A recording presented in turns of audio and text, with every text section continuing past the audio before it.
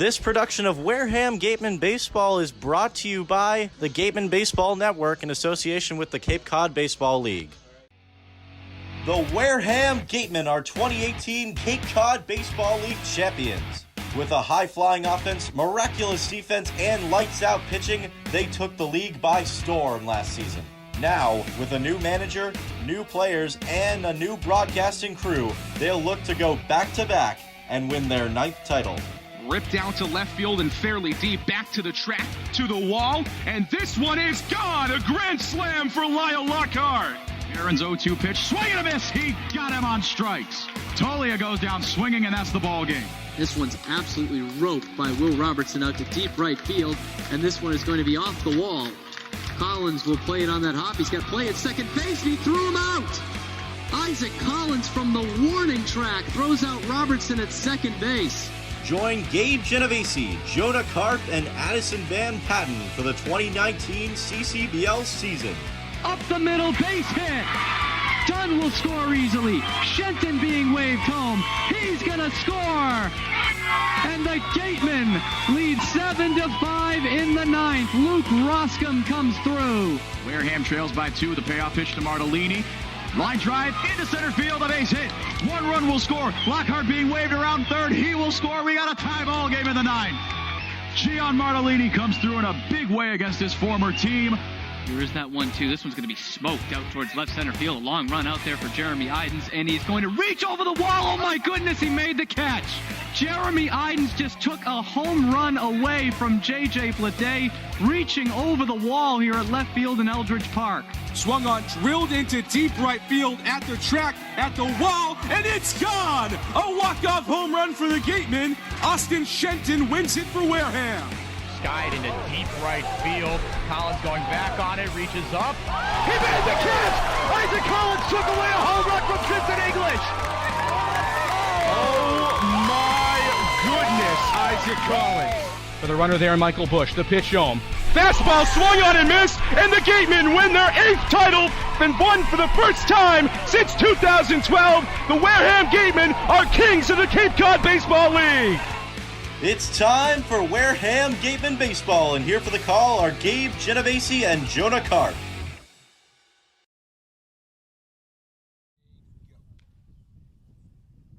From Mckeon Park, it's a beautiful 73 degrees on this Saturday matinee. The Wareham Gatemen looking to get back in the win column here in Hyannis, Massachusetts, as they take on the home team, Hyannis Harbor Hawks. Joined alongside Gabe Genovesi, I'm Jonah Karp.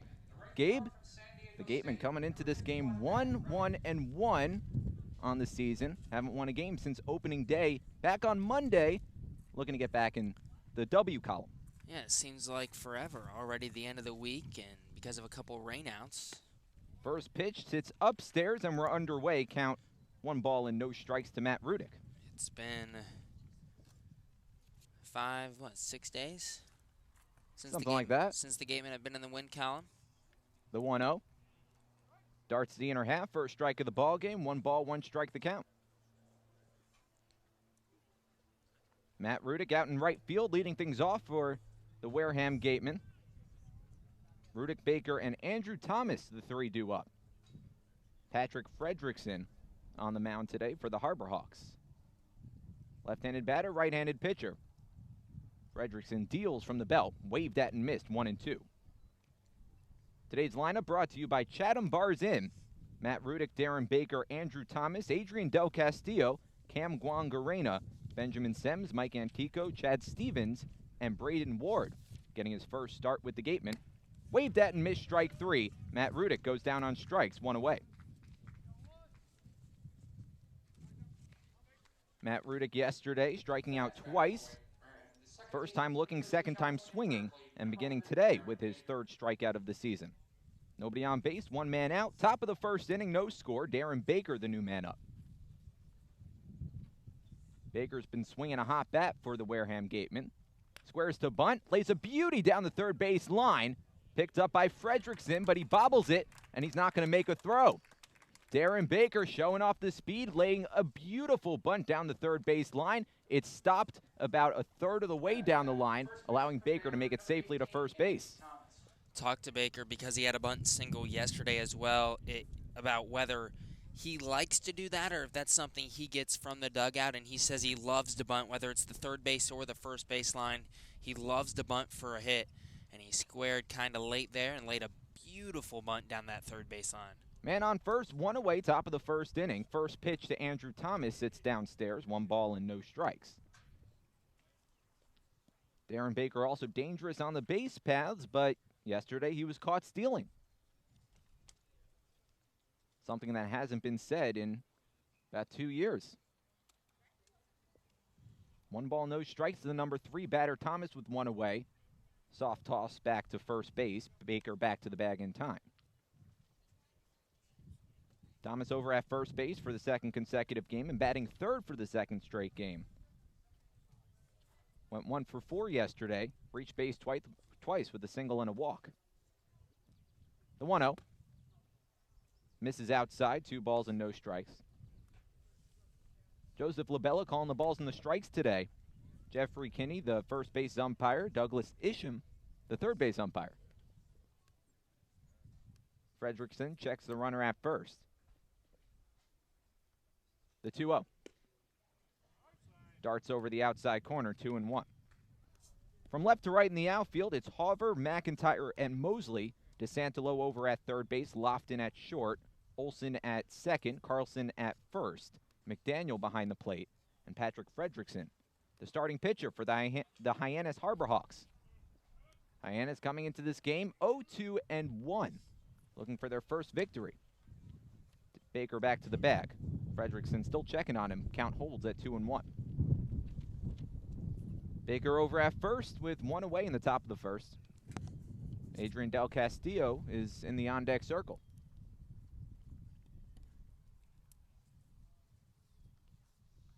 The pitch from Fredrickson. Baker takes off, rolled on the ground to second, and Olson's only going to have a play to first. Baker advancing into scoring position as Olson throws out Andrew Thomas for the second out. Yeah, a little hit-and-run action there. Called by manager Jerry Weinstein. Ended up paying off simply because they couldn't turn the double play. Baker was about 3 feet from second base by the time second baseman Olson fielded that ball, and the Gatemen with a scoring opportunity here early. So that'll bring up Adrian Del Castillo. That's here with a man off second and 2 away in the top of the first inning. The pitch from Fredrickson just misses the outside corner. 1 ball and no strikes. I'm sure you can hear it on the broadcast, but the wind is coming in and out. Wind blowing right to left. There's an American flag standing tall behind the right center field fence, waving in the wind. 2 away in the top of the first, no score. Pitch taken in the dirt. McDaniel pops up, but Baker holds. 2 balls and no strikes. Cam Guangarena on deck. Adrian Del Castillo coming up late, making his first start with the Gatemen yesterday. Singled in the 7th inning. Went 1 for 5. Ahead in the count, 2-0. Lifted in the air, straightaway center field, not very deep. McIntyre closing in, makes the catch on the run, and that retires a side.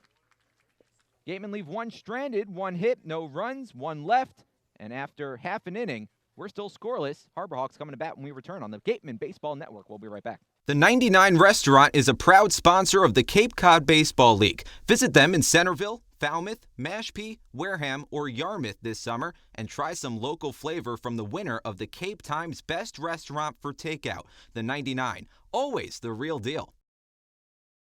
The Wareham-based 80 Makepeace Company, founded in 1854, is the world's largest cranberry grower and the largest private property owner in eastern Massachusetts. The company supports organizations like the Wareham Gatemen and projects like the outdoor cranberry bog classroom that you may have passed on your way in. Visit admakepeace.com to learn more. The 2019 Cape League All-Star Game will be played at Eldridge Park, home of the Orleans Firebirds. Mark the date on your calendar, Sunday, July 21st. Game time is 6 p.m., but the gates open at 2. One highlight will be the home run hitting contest. There will also be an autograph session and a large merchandise village with items from many of the teams. Be sure to buy your tickets now right here at the merchandise stand. Tickets are just $5, and part of the proceeds will support our Wareham Gatemen. Stop by the Ansel S. Gurney House, where you will find a unique shopping and dining experience. Whether shopping for a special occasion or just to treat yourself, you'll find what you're looking for in one of the 11 themed rooms. There's also a cafe serving fresh homemade lunches overlooking the extensive gardens. The Ansel S. Gurney House is located at 403 County Road in Marion. Baseball Factory, a proud partner of the Cape League since 1994, holds over 1,000 events nationwide for players in both high school and middle school, including 3 training weeks here in the Cape. Baseball Factory alumni have played on every Division I college program across the nation, with thousands drafted and more than 500 have made it to the majors. Visit baseballfactory.com to learn how you can build your way to greatness.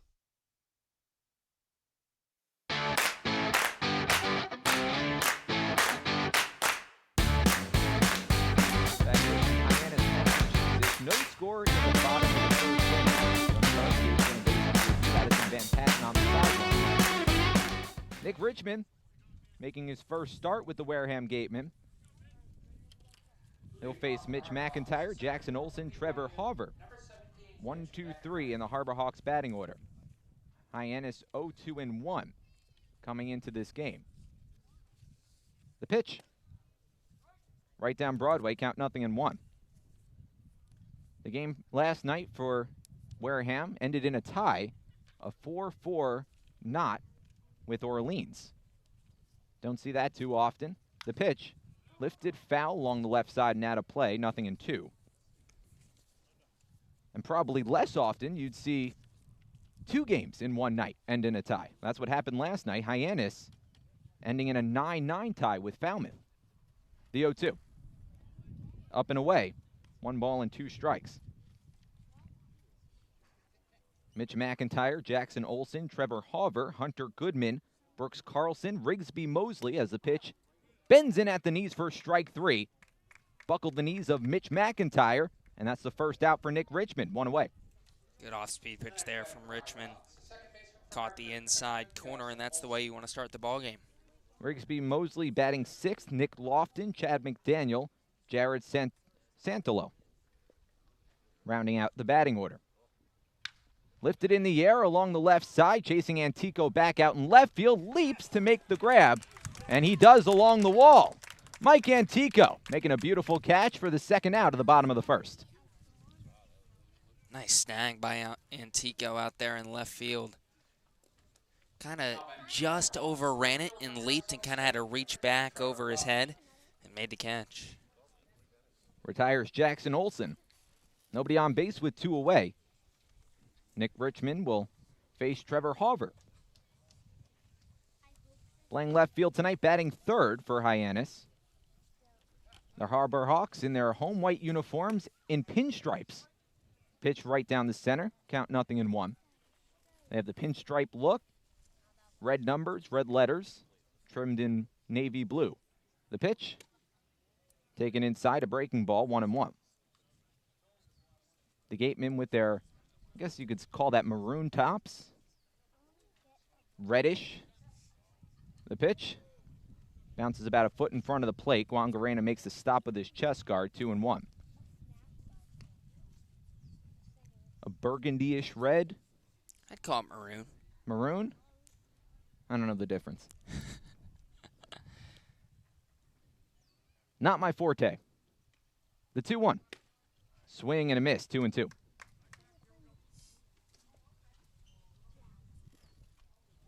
It is a gorgeous day here in Hyannis. Beautiful Saturday afternoon. The 2-2. Twisting foul along the left side, out of play, and we'll do it again at a 2-2 count. First day game for the Gatemen this season. The previous 3 have been roughly 6:30, 6:45 starts. Lifted in the air along the left field line. Antico into foul territory, drifting over. He'll let that go foul into the bullpen. Count holds at 2-2.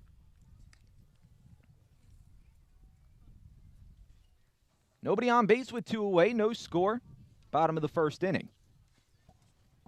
Antico, Ward, and Rudick left to right in the outfield. Stevens, Sems, Baker, Thomas left to right in the infield. Guangarena behind the dish. The pitch from Richmond pops straight up in the air behind home plate. The third baseman, Stevens, takes a look, but that'll head into the stands. Count remains even, 2 balls and 2 strikes. Credit here to Hover. Battling. Fouling off quite a few pitches in a row. Hunter Goodman would be next. Trevor Hover putting up a good fight, the 2-2. Taken inside, 3 balls and 2 strikes. Missed his spot there. Guangarena, the catcher, reached back across his body to catch that pitch. He was looking for something on the outside corner. Infielders playing deep. Darren Baker on the edge of the outfield grass. 3-2 count, the pitch. Popped up in the air into shallow left field. Stevens, backpedaling, makes the catch above his cap for the 3rd out. A 1-2-3 inning to get the day started for Nick Richmond. No runs, no hits, nobody left on base. Hyannis going down in order in the bottom of the 1st. After 1, no score. We'll be right back on the Gatemen Baseball Network. For a nostalgic Cape Cod vacation experience, head to Bay Motor Inn, where guests are treated like family. Located in the heart of Buzzards Bay Village, this 1950s-style cottage colony still provides you with up-to-date amenities. The Gatemen thank the Bay Motor Inn for their support. Come on over to BB's Bar and Grill for food, drinks, and fun. Located on Cranberry Highway, come in to sample the delicious eats or relax with a drink while enjoying live entertainment. BB's is one of our team meal partners.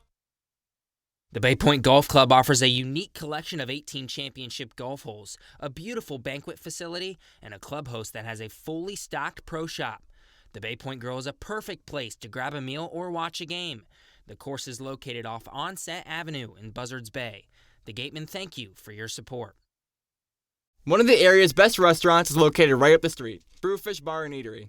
Brewfish offers 20 rotating craft beers on tap and creative pub food. Check out their off-the-menu brunch with a Bloody Mary bar and $5 mimosas on Sundays. Join us for outdoor dining and drinks under the tent or for live music. Located on Route 105 in Marion. What's donated here stays here. All blood that is donated to Cape Cod Healthcare stays on Cape Cod to help the lives of your friends, family, and neighbors. Learn more about donating blood, platelets, or hosting a blood drive at capecodhealth.org/blood center.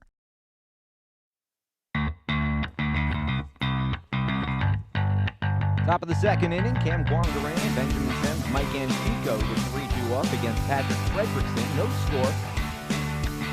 Fredrickson in for a 2nd straight inning. Worked around a 1-out single issued to Darren Baker. Baker bunted his way on and was left stranded on 2nd. First pitch to Guangarena, taken off the plate outside, 1 ball and no strikes. Patrick Fredrickson from Washington State, Gig Harbor. Stands at 6'6", 220 pounds. Right-handed pitcher. The pitch to Guangarena. Fastball over the heart of the plate, 1-1. Fredrickson, a rising junior at the University of Minnesota. Made 15 appearances this past season. A 5.59 ERA through 48 innings. The 1-1. On the inner half, another fastball. 1 ball and 2 strikes to Guangarena. 48 innings pitched, 45 strikeouts in those 48 innings, including a 5-strikeout performance against Ohio State.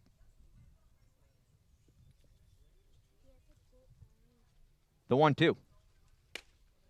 Fastball just misses on the inside corner. 2 balls and 2 strikes. Fredrickson's freshman season made 19 appearances and had an ERA under 2. Then in his sophomore campaign, a bit of a sophomore slump. 4 less appearances and an ERA of 4 more points. Big swing and a miss from Cam Guangarena for strike 3, 1 away. 2nd strikeout of the day for Fredrickson. And Fredrickson hitting his spots here early. Even the 2-2 pitch that just missed inside, he hit his catcher McDaniel's mitt right on the money. That'll bring up Benjamin Sims. Nobody on base with 1 away.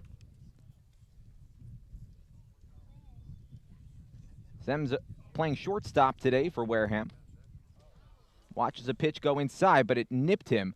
Looked like on the foot, and Sims comes up hobbling. I think it might have hit him right on the knee, the front kneecap. Sims walking a little gingerly and Manager Jerry Weinstein's going to trot out to the first base line and walk with him down to the first base bag. But you're right, it was something on that lower front leg. The next batter for the Gatemen, the left fielder from St. John's, number 6, Mckeon Park. Jerry Weinstein still talking to Sems. Want to make sure he's ready to run on the base paths. Doesn't need to be replaced. And Sems going to take a few practice jogs down the first base line as everyone else waits in anticipation. Yeah, it looks like they're trying to keep him in this game, of course, and they'll give him the time he needs, and he says he's ready to go. Curious to see if Antico puts one down the line or in a gap here, how fast Sems can get around the base paths. Sems with a couple steps off the first base bag. Not a very big lead with one away. Top of the second inning, still no score. Mike Antico, the new batter. First pitch. Taken outside, 1 ball and no strikes. Antico usually wears number 16. Today wearing the number 6. For reasons unbeknownst to us. I think there might have been a forgotten jersey there. Makes sense. The 1-0. Waved at and missed. 1 ball and 1 strike. Chad Stevens in the on-deck circle. Mike Antico playing left field today. With Braden Ward making his first start for the Wareham Gatemen out in center. Ward is batting 9th. Runner on first, the pitch. On the inner half, 1 ball and 2 strikes.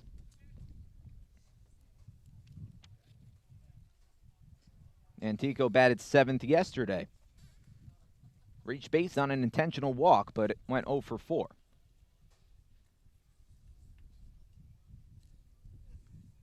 Throw back to first. Sems back to the bag, diving in head first safely. Antico from Colts Neck, New Jersey. 5'10", 200 pounds. Rising senior at St. John's.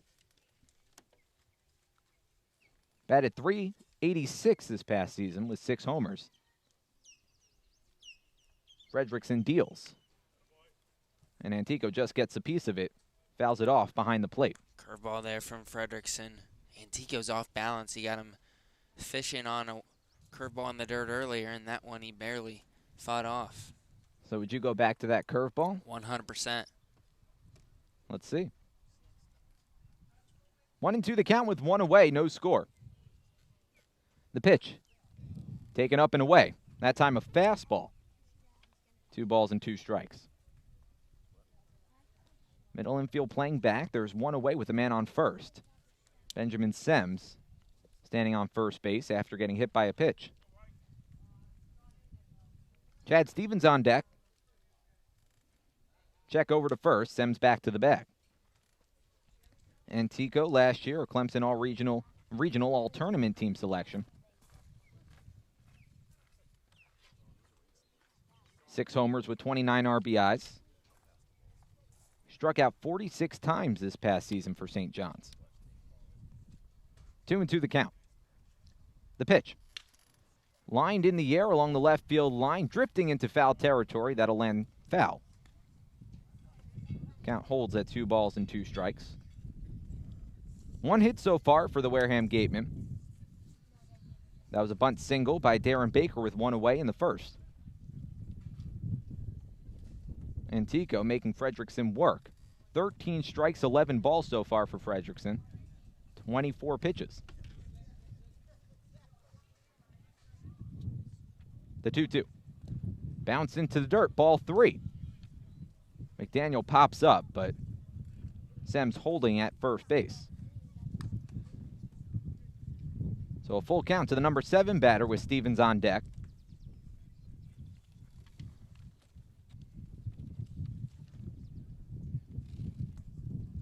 First game Chad Stevens is starting since opening day. The 3-2. And another throw back to the first base bag. Payoff pitch will have to wait.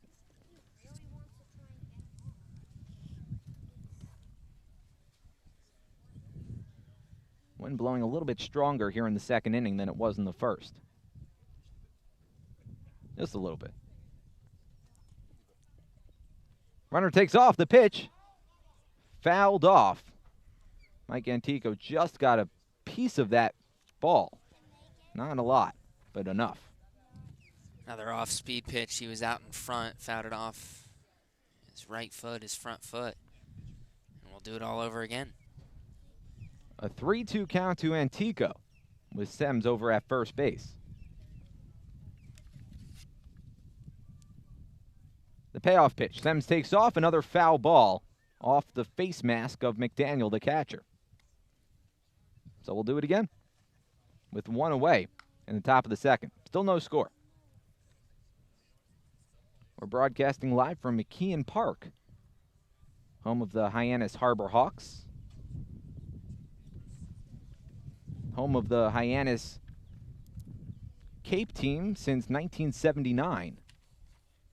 40th anniversary. Throw back to first. Lazy throw. It skips behind the first baseman, Carlson. Sems takes off for second. Throw down to second. Skips into the outfield. But Sems holds at second base.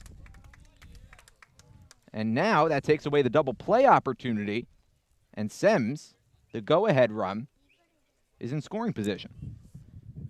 And that'll be an error. Should be an error on Fredrickson, the pitcher, which advances Sems to second.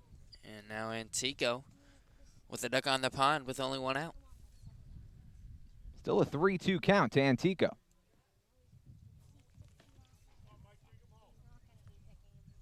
Pitch number 9 of the at-bat upcoming. Here it is. Waved at and missed, a pitch in the dirt. Antico takes off for first base. McDaniel throws to first to complete the strikeout. And there's 2 away. Another curveball in the dirt. Antico just not catching up to off-speed pitches right now. Or catching up's the wrong phrasing. He's not seeing the ball well on those off-speed pitches. And there's 2 away.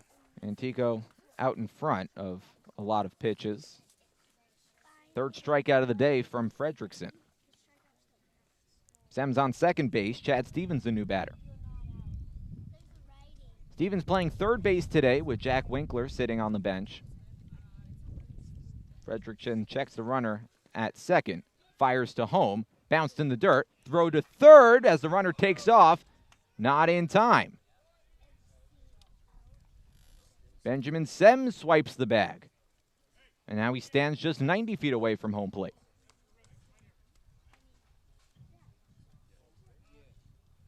The catcher, McDaniel, looks a little bit shaken up. He's holding his left thumb.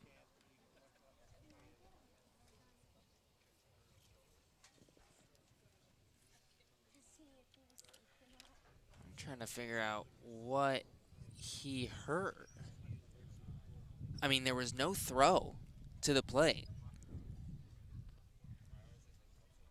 I'm thinking he might have pinched something.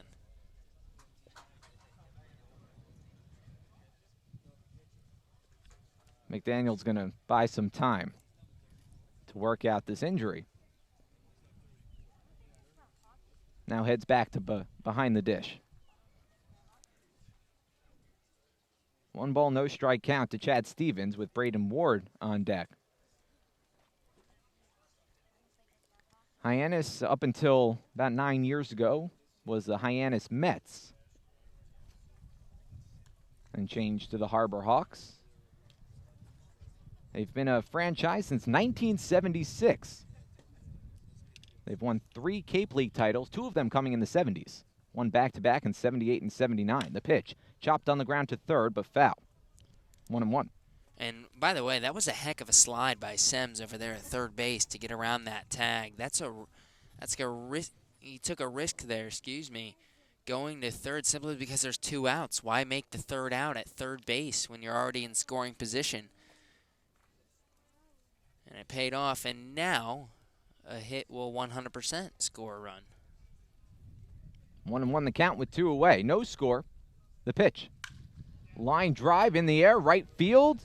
Mosley going back. It's over his head. That one hops the wall. Benjamin Sems comes home to score. Chad Stevens stops at second base with an RBI double. And the Gatemen take the early lead on top 1-0. Fantastic piece of hitting from Stevens there. Took a pitch out over the heart of the plate, drove it the other way into the right center field gap. And he's got his first hit of the summer. Chad Stevens playing third base today for Jack Winkler, who had a tough day in the hot corner yesterday with 3 errors. Stevens getting the nod and getting the base knock with 2 out in the top of the second. Braden Ward, the new batter, getting his first start of the season for the Wareham Gatemen. Batting ninth and playing center. Takes the first pitch downstairs, 1 ball and no strikes.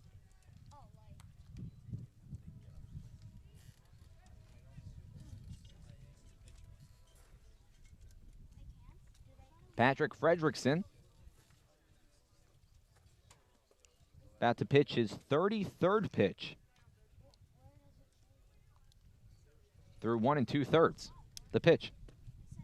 Taken downstairs, but swung right through. 1 ball and 1 strike.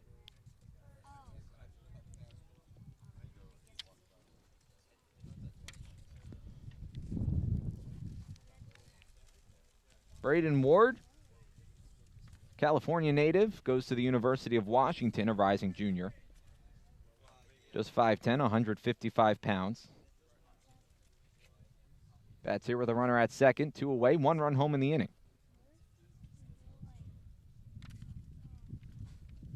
Fredrickson checks the runner at second. Broken bat, foul ball. 1-2.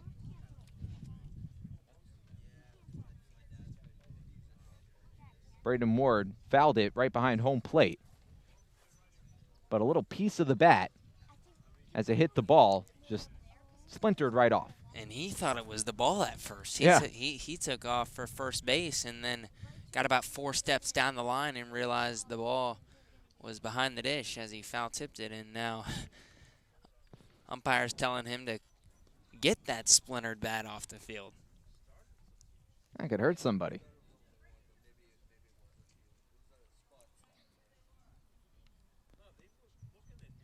Runner at second, 1-2 the count. 2 away, 1 run home in the inning, top of the second. The 1-2. Swung on and missed, strike 3.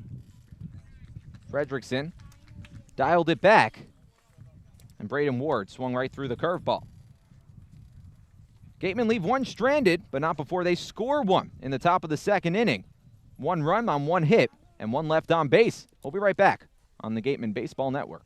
Located in Wareham Crossing, Coastal Orthodontics knows the importance of a healthy smile. Dr. Kevin Oliveira and his team at Coastal Orthodontics are a patient-focused practice, delivering professional, effective orthodontic treatment based on the individual clinical needs of each patient, resulting in beautiful smiles in a timely manner. With 10 years of experience using Invisalign, Coastal Orthodontics uses the most up-to-date dental equipment. Cape Cod Coca-Cola thanks you for supporting the Cape Cod Baseball League. Cape Cod Coca-Cola has been proudly refreshing the community for over 30 years, and we're honored to support the CCBL and many other wonderful organizations on the Cape. Earn a bachelor's or master's degree, complete a certificate, or take a single course through the Division of Continuing Education and Graduate Studies at Curry College. Classes run days, evenings, and weekends in Milton and Plymouth. To learn more about programs in business, criminal justice, education, nursing, and more, visit curry.edu.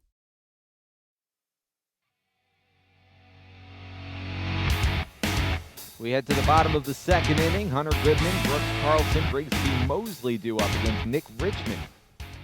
Pitched a perfect 1-2-3 in the bottom of the first. Now working with a bit of a cushion, 1-0 Wareham over Hyannis. First true road game of the season for the Gatemen. They're 1-1-1 through 3 games this year. All 3 technically home games, but the one sandwiched in between, they played at BC High, a neutral site location. First pitch swinging for Hunter Goodman, swings right through a fastball, count 0-1. Hunter Goodman, the DH. Lines one back up the middle, And that's through for a base hit. First hit of the game for the Hyannis Harbor Hawks. Hunter Goodman pulls in at first base with a leadoff single. Goodman, a talented sophomore from Memphis who had a fantastic year, but was just 2 for 13 in the first 3 games this season for Hyannis, and he's able to lead the second off with a single. First base runner of the game for Hyannis. Brooks Carlson rolls one on the ground, down to third. Will it stay fair? It dribbles all the way to the third base bag, and that's rolling into more fair ground. It was a 50-50 ball, just teetering that line, and it rolled just to the right of the third base bag as Stevens watched it. And now the table set with nobody out in the bottom of the second inning for the Harbor Hawks. Rigsby Mosley, the number 6 batter, will look to cash in. And I do think that was the right play by Stevens over there at third base. I think if he barehanded that ball, he wouldn't have had a play. I think that Carlson beats the throw easily for an infield single, so might as well see if it trickles foul for you. And unfortunately for the Gatemen, it trickled, as you said, about a foot or two into fair territory. Throw back to second. Goodman back to the bag. So 2 straight singles to begin the bottom of the second inning. Let's see if Mosley lays down a bunt here. First pitch taken low and in, 1 ball and no strikes. Rigsby Mosley from the Panhandle State, rising junior at Troy University. 356 batting average with 7 homers this past season. The pitch, hard hit ball but foul, bouncing ball down the first base line. 1 ball and 1 strike to the number 6 batter, Mosley. Goodman on second, Carlson on first. 1-0 Gatemen. Nobody out in the bottom of the second.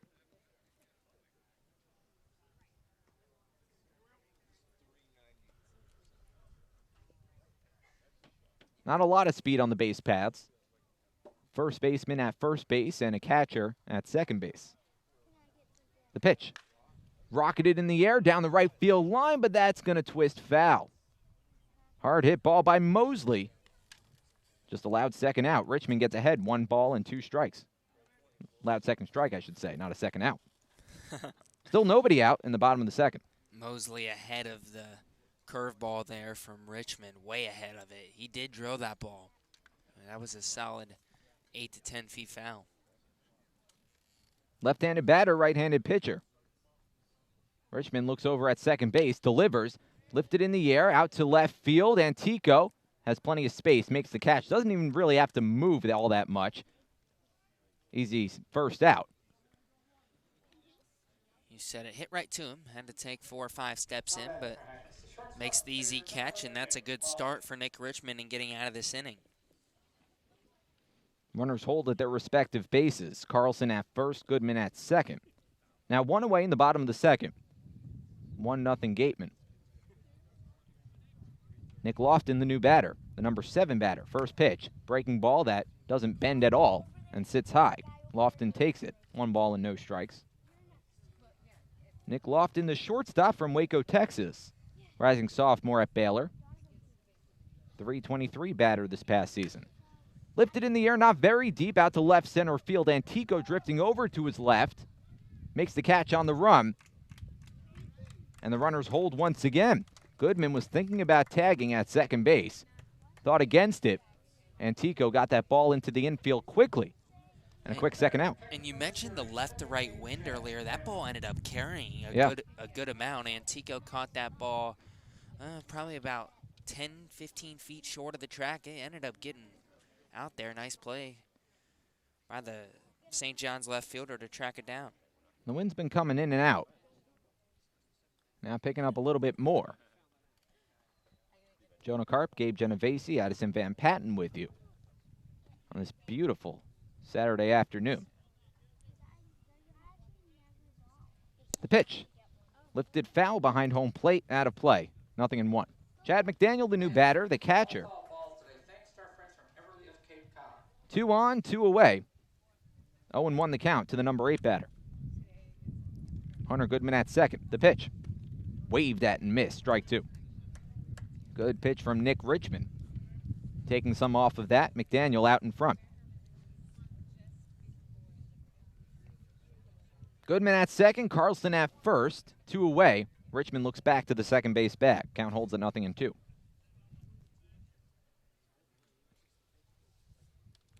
Chad McDaniel, another Florida native. He's from Coral Springs.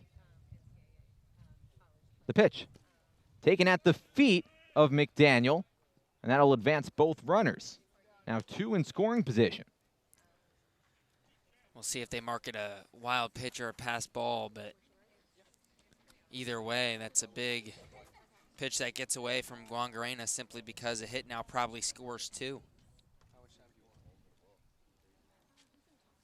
Jared DeSantolo on deck. The pitch. Popped up in the air along the left field line. Jason Stevens, the third baseman, back. He's backpedaling. He'll be called off by Antico, the left fielder. Makes the catch for the third out, and Nick Richmond works out of some trouble in the second.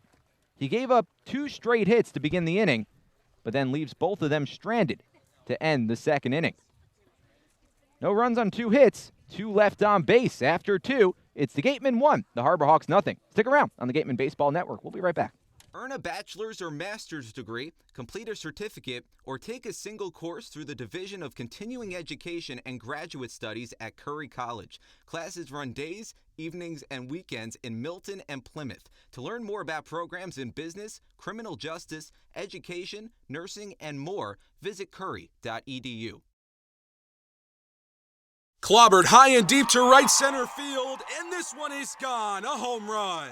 That home run's brought to you by Eastern Propane and Oil. Another scholarship for a deserving youth. Eastern Propane and Oil, we're in your neighborhood. After the game, visit El Mariachi on Main Street for the best Mexican food in Wareham. The cantina provides a delicious late-night snack accompanied by fun cocktails. Welcome back to the Gatemen Baseball Network. This is Addison Van Patten here with Ryan McLaughlin, a player development member of our team. Now, Ryan, tell me about your position and what specifically you work on for Weinstein. So I work with the players, mostly the hitters, and really work with blast motion bat sensors, which are, you'll see them on the bottom of every one of our players' bats, small white sensors. They'll measure bat speed, bat path, and really give us a quantitative view at all of our players' swings. That's really interesting. Analysis is getting so big in baseball these days. I look forward to talking to you quite often in the season. Thank you. Thanks, Addison. Addison Van Patten doing a fine job on sidelines for us all season long. Boy, that's fascinating, Gabe. It really is. The amount of analytics that are coming into the game these days, and just the process of how all of that works is really, really interesting. Matt Rudick, the first man up to begin the top of the third inning, takes a strike on the outer corner. When you watch Wareham take BP, and not as much, but right before games, but in practices or early mornings, it's incredible to see. The 1-0 skips in the dirt, right at the feet of Matt Rudick. 2 balls, no strikes. Just kind of how much they have going on around the cage. For example, Rudick, who's at the plate right now, I saw him just a couple days ago. He walked out of the cage, and they had data on their phone about his bat path and what he needed to do to keep it in the zone longer. The 2-0 sits high. Rudick watches it. 3 balls, no strikes. Whether it's keeping it at that 90-degree angle or the bat dropping as it goes through the zone, they could tell it all from the sensor, as he mentioned, on the bottom of the bat. The 3-0 downstairs. Actually, that's a 2-1 pitch, so now it's 3 balls and 1 strike. Analytics, sabermetrics becoming so prevalent in baseball nowadays, really in all sports. And sometimes you see it intertwine with the different sports. At the Cleveland Browns a couple years ago, hire an executive from the New York Mets organization. Right. The 3-1. Popped up in the air behind home plate in foul territory. McDaniel drifting over. He'll take a look. That lands on top of the Hyannis dugout. 3-2 the count to Rudick. Jonah Karp, Gabe Genovesi with you. Patrick Fredrickson still on the mound, his 3rd straight inning. 1-0 Gatemen over the Harbor Hawks. Darren Baker on deck, Andrew Thomas behind him. Matt Rudick 0 for 1 today with a strikeout. Struck out swinging in the first. The 3-2.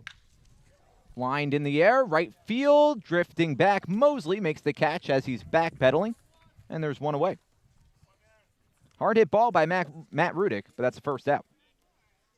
The next batter for the Gatemen, the second baseman from the University of California. Rudick retired by his counterpart, Rigsby Mosley. That'll bring up Darren Baker, who's 1 for 1 today. Now has hit in all 4 games he's played for the Gatemen. And you see DeSantolo, the third baseman, in on the grass. First pitch. Fastball. Misses the outside corner. 1 ball and no strikes. In the bunt single for Baker in the first inning, obviously it brings DeSantolo in. The 1-0. Fastball right down Broadway. 1-1. And now just a little blooper out to left is an easy hit for Darren Baker if he can just slap one the other way. He has 2 extra base hits on the season. The 1-1. Ground ball back up the middle and through for a base hit.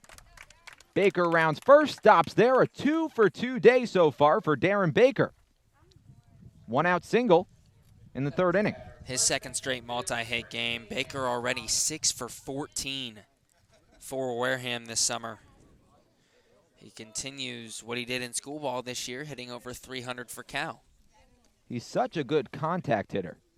Now has 4 singles, a double, and a triple. And he only had 5 extra base hits at Cal this past spring.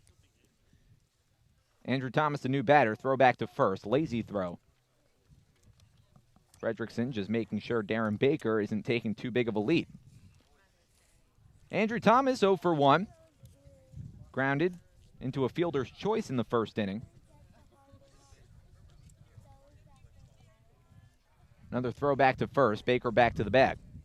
Baker at first with 1 away in the top of the 3rd. 1-0 Gatemen over the Harbor Hawks. Nick Richmond worked out of some trouble in the last half inning. Left 2 Harbor Hawks on base to keep this a 1-0 advantage for Wareham. Looking to get back in the win column for the first time since Monday. Grounded foul behind the home plate dish. 0-1. A lot of off speed here early from Fredrickson, not giving the top of this Gateman lineup really anything to hit early in counts. I'm surprised he gave Baker a couple fastballs up in the zone, and Baker made him pay with the single up the middle. Baker takes off, the pitch up and away for a ball. The throw down to second, skips into the outfield. In and out of the glove of Lofton, the shortstop covering second base. A 1-ball, 1-strike count to Andrew Thomas. I would have been really curious to see what the call would have been if that ball would have been in the mitt of Lofton at shortstop. I mean, that was a bang-bang play. Baker looked like he thought he was safe no matter what, but it would have been close.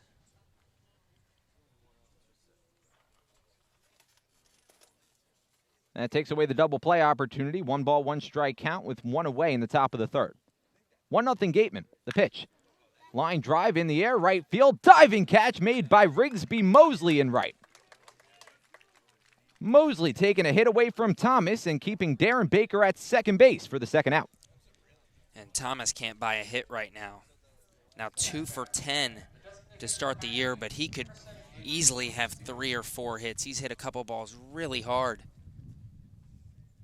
And that's just a great play made by Mosley. So the inning will be left up to Adrian Del Castillo, the cleanup batter. 0 for 1 today, flew out to straightaway center field to end the 1st inning. Baker at second, the pitch. Right down Main Street, 0-1. 3 hits for Wareham today. 2 hits for the Harbor Hawks. Wareham on top, 1-0. 2 away in the top of the 3rd.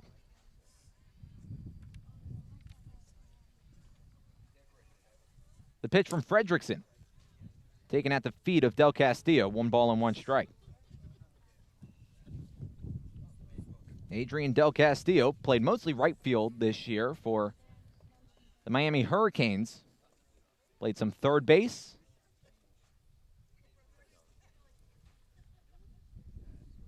DHing today. Swings through a breaking ball. 1-2. Batted .331 this year with 12 homers, 72 RBIs. Walked 32 times, struck out just 24.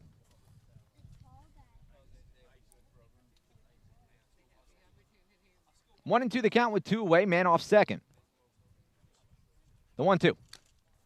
Just fouled away. Count holds at 1 ball and 2 strikes. He definitely chased their fastball up in the zone, but had to stay alive with 2 strikes on him. Cam Guangarena would be next.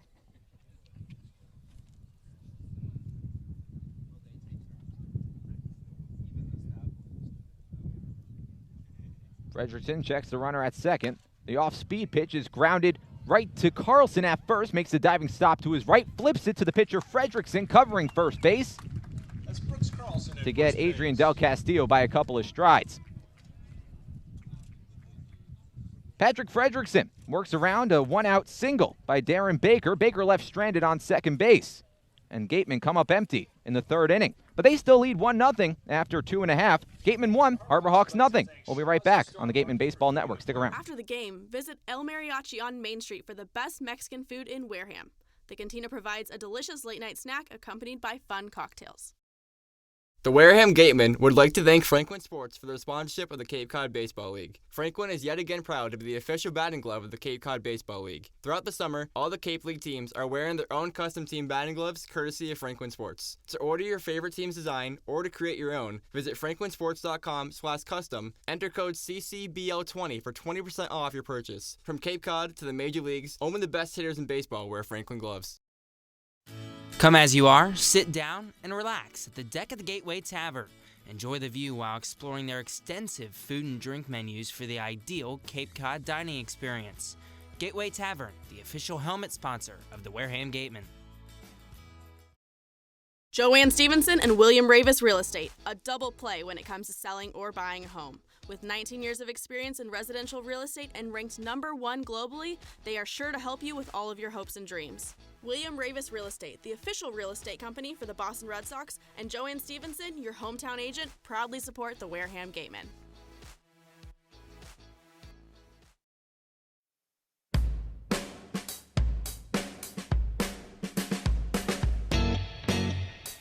Bottom of the 3rd inning, Jared DeSantolo, Mitch McIntyre, Jackson Olsen, the 3 due up for the Harbor Hawks. 9-1-2 in the Harbor Hawks batting order. Faced Nick Richmond, who's in for inning number 3. Retired the Harbor Hawks in order in the 1st. Then worked around 2 straight singles in the 2nd. Left both of them stranded, checked down to 3rd. DeSantolo did not swing. 1 ball and no strikes. Richmond already into the windup. The pitch fouled away. Count evens up, 1-1. 1-0 Gatemen over the Harbor Hawks here in the bottom of the 3rd. Hunter Goodman, Brooks Carlson, the only 2 hits today for Hyannis. 3 hits for Wareham. The pitch from Richmond. Fouled off behind home plate, 1-2. DeSantolo playing 3rd base, batting 9th for the Harbor Hawks. Jared DeSantolo from Tampa, Florida. Rising junior at Florida Atlantic University. Batted .298 this past season in college. Takes a pitch low and in, 2-2. .298, 2 homers, 16 RBIs. Left-handed batter against a right-handed pitcher. 6 foot, 185 pounds. The pitch. Taken down and in, 3-2.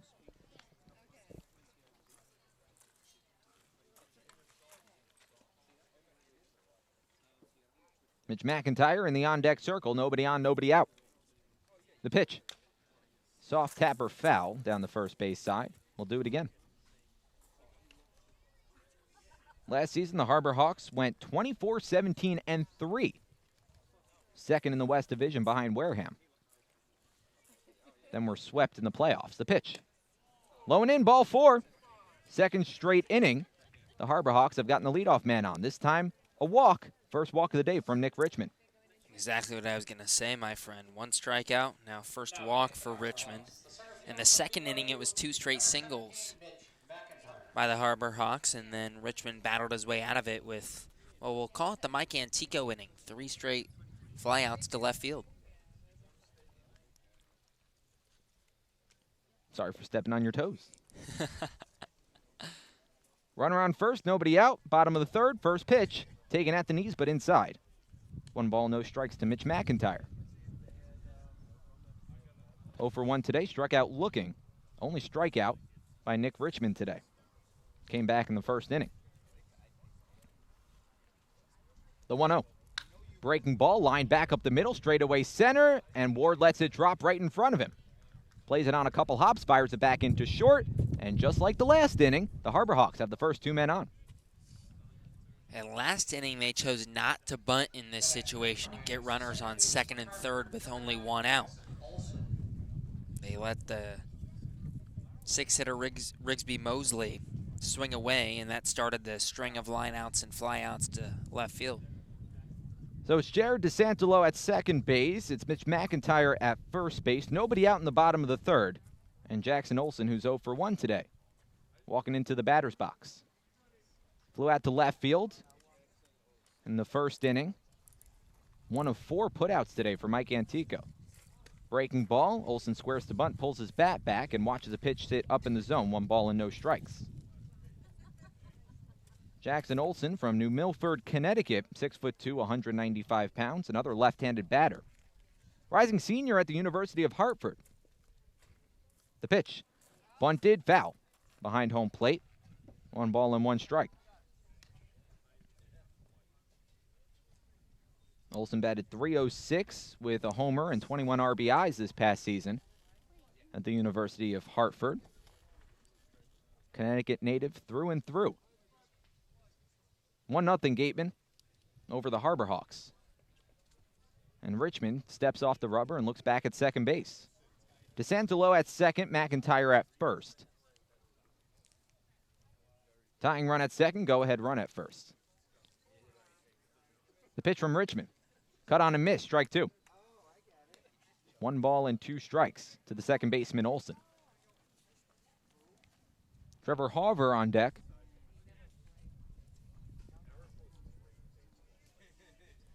The 1-2.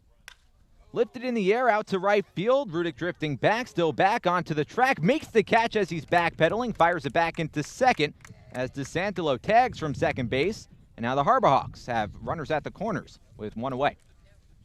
The left fielder from Arizona State, number 10, Trevor Hopper. Productive out there from Olsen as Richmond gets the out, but Jared DeSantolo, moves to third, and now a sacrifice fly opportunity for Hauver.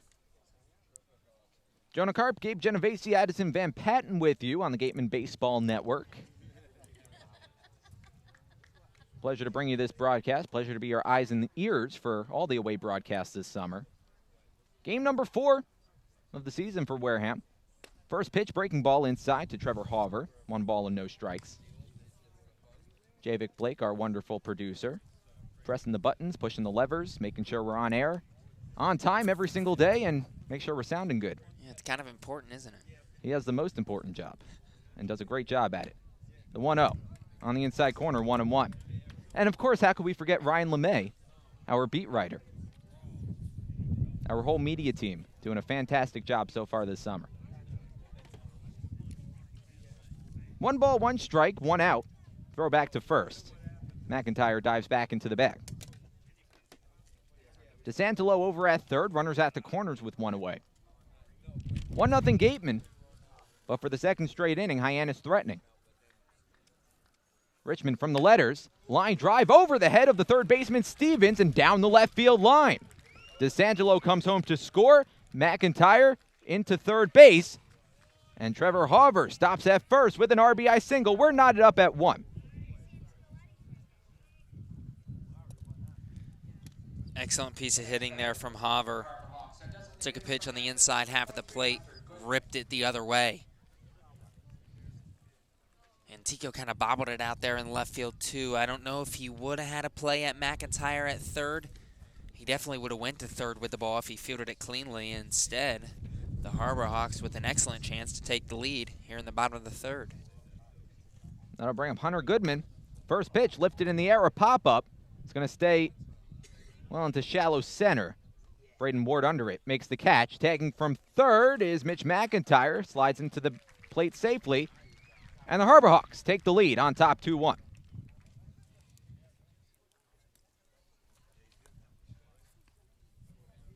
Trevor Hauver staying put at first base.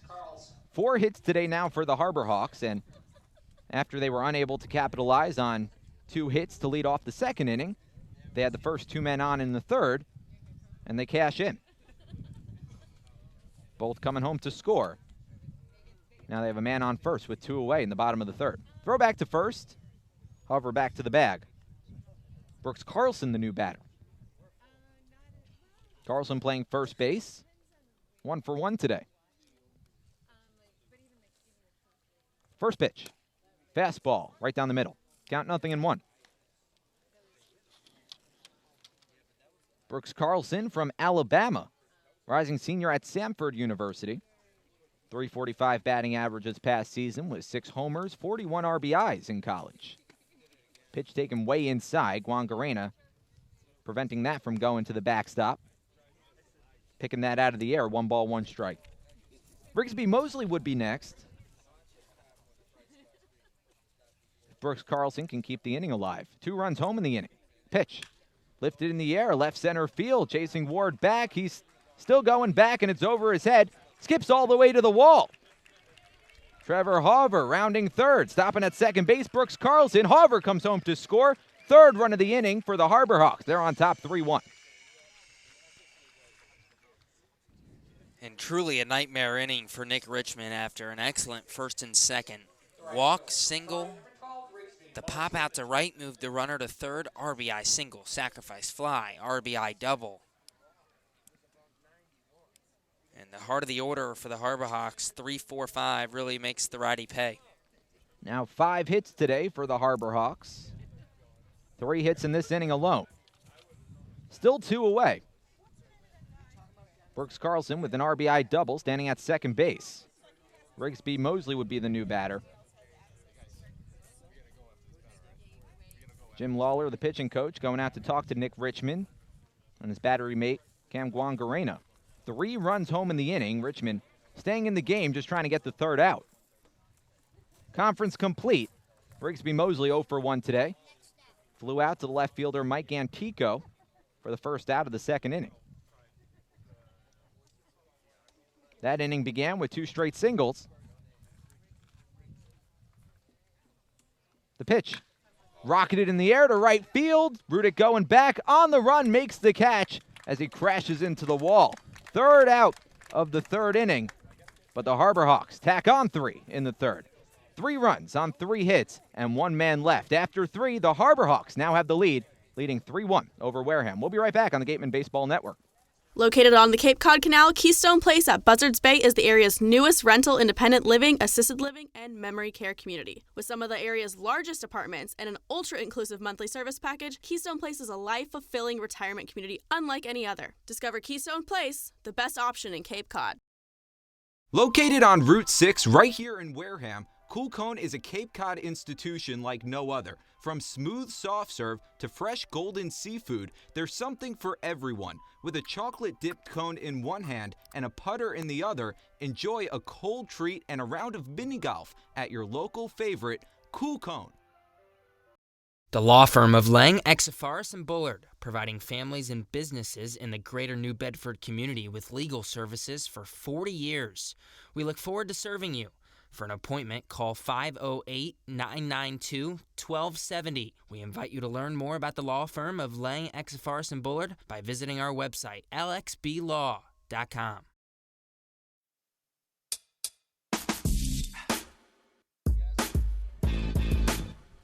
We head to the 4th. Wareham 1, Hyannis 3, as the Harbor Hawks tacked on 3 in the bottom of the 3rd inning to take the 3-1 lead. Cam Guangarena, Benjamin Sems, Mike Antico.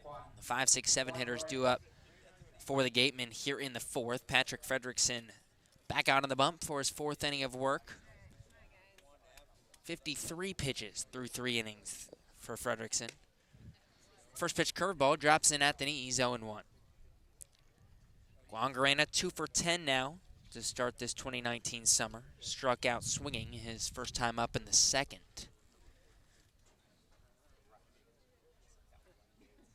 The 0-1.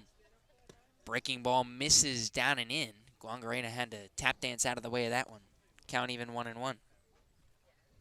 Cam Guangarena with an RBI hit in the 2 games he started this season, minus this one.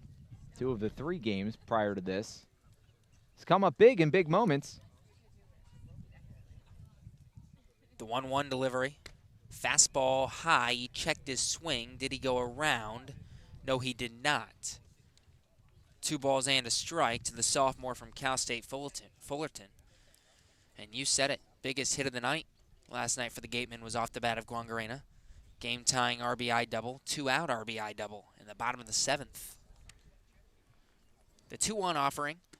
Fastball, this time he does go around, again up high. Taps that orange bat on his helmet. 2-2. Yeah, tapped it out of frustration. Knows he probably shouldn't have swung at that. Fredrickson sets the 2-2. Fastball high at the eyes, 3-2. Guangarena said he was sitting fastball early in that count on the game-tying RBI double.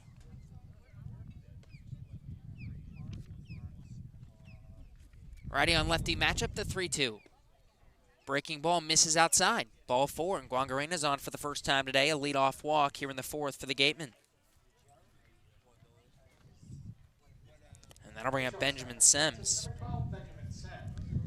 Sems got hit by a pitch his first time up. Hit near the ankle on that right foot. His first time up, hobbled down to first base, ended up staying in the game. And now we're going to get a pitching or a mound visit.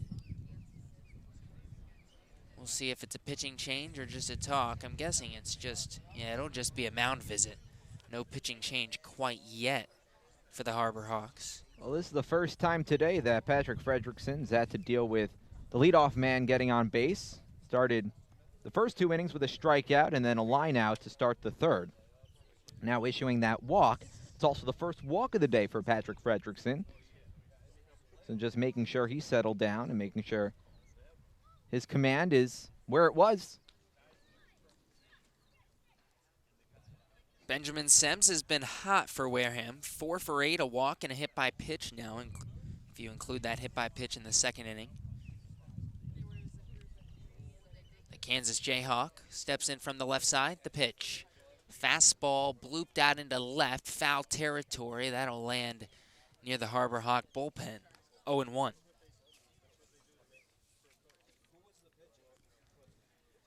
Sems hit .305 in his junior campaign with the Kansas Jayhawks.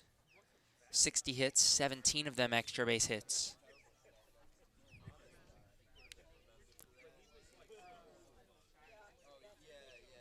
Fredrickson taking his time, sets on the first base side of the rubber. Now throws over to first. Guangarena dives back safely.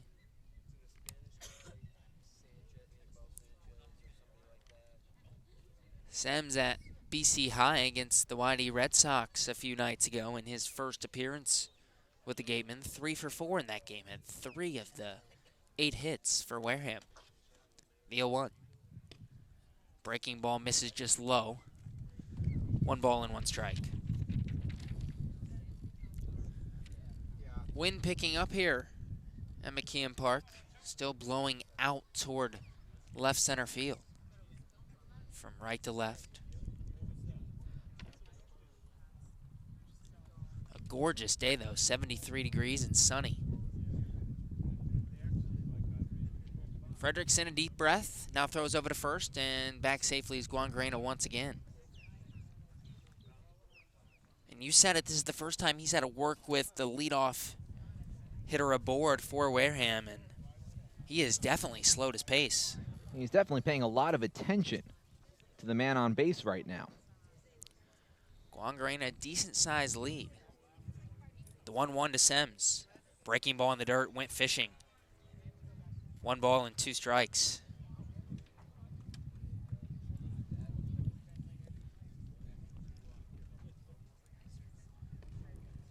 Wareham 1-1-1 coming into this contest. Hyannis 0-2-1. Harbor Hawks still winless.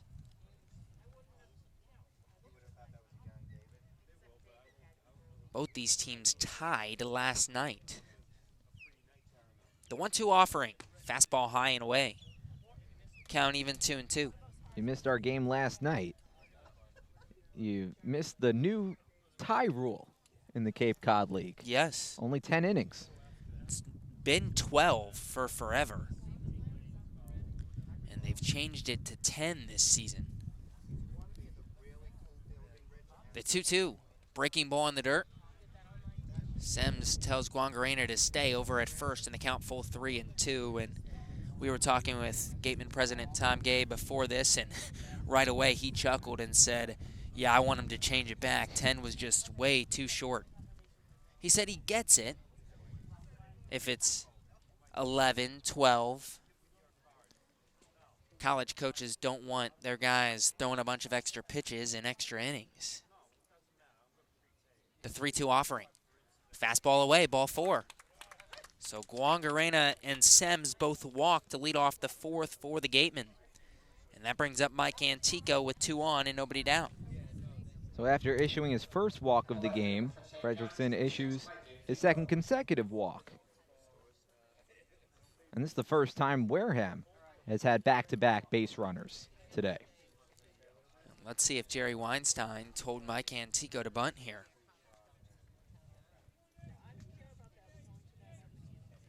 Bat resting on his back shoulder. The pitch shows bunt and whiffs at it on a breaking ball down. 0-1.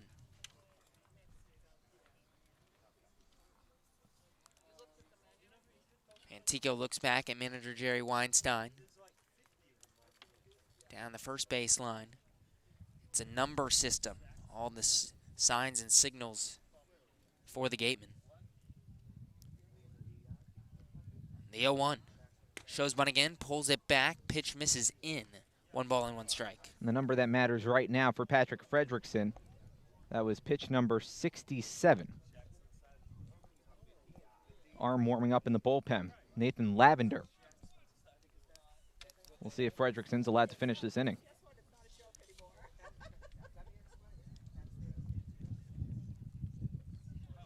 The 1-1 offering from Fredrickson. Breaking ball down, swing and a miss from Antico. 1-2, and Antico has swung at that exact same pitch at least 3 times, if not 4 today. Fredrickson missing consistently out of the strike zone, but Antico helping him out. And that breaking ball, at least in this inning, has missed down nearly every time.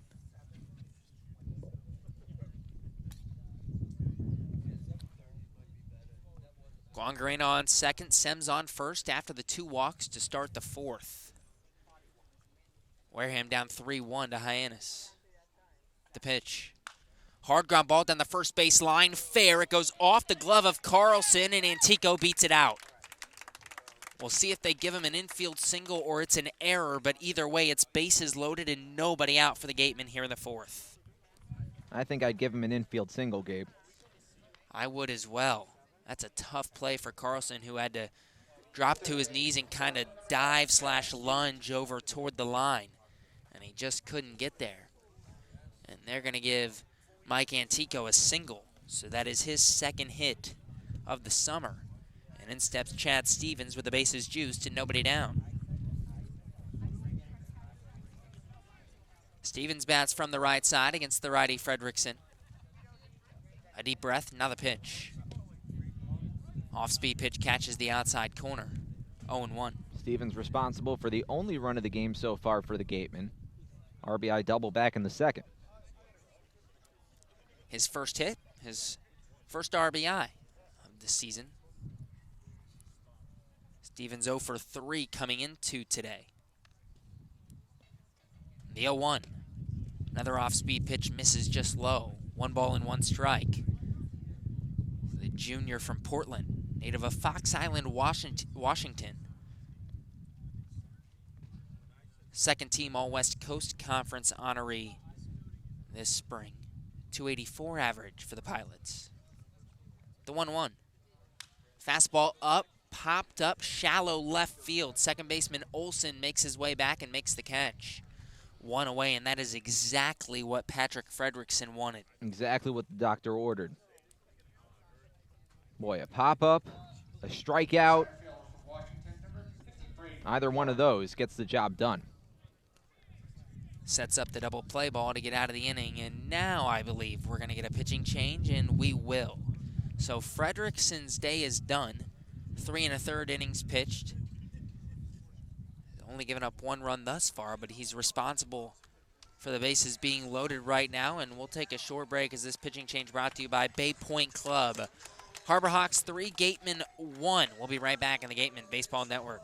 Legacy Insurance Agency at 213 Main Street here in Wareham can offer you coverage for all your insurance needs. We have the bundle discounts, the accident forgiveness, the vanishing deductible, no loss, etc. But unlike those gimmick companies, we can quote you with multiple carriers. So forget the lizard and price tool and come talk to a professional. We'll help you find what's right for you.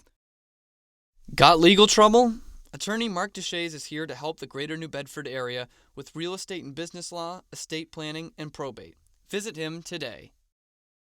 Struggling with changes in mood, sleep, stress, or a sense of hopelessness? Finding it hard to be the man you want to be? Get the information and tools you need for mental, emotional, and relationship health at massmen.org. Courage starts with the first step.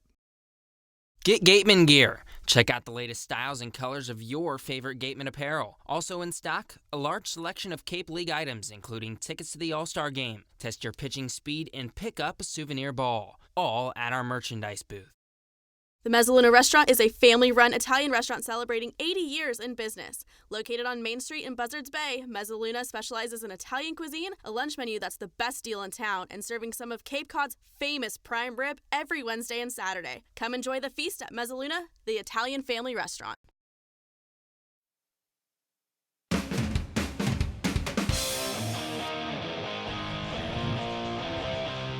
Pitching change brought to you by Bay Point Club for the Harbor Hawks here.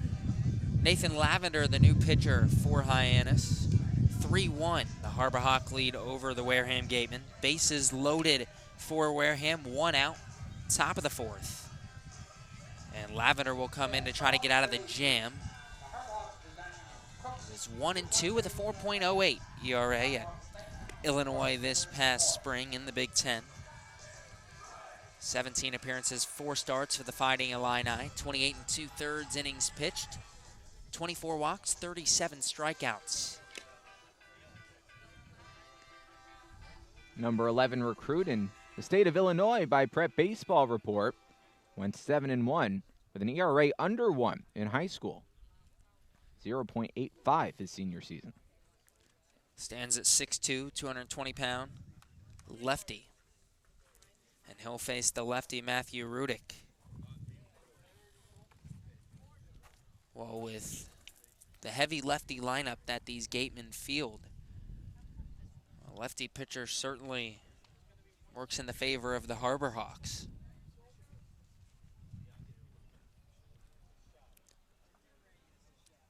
Rudick up with the bases loaded.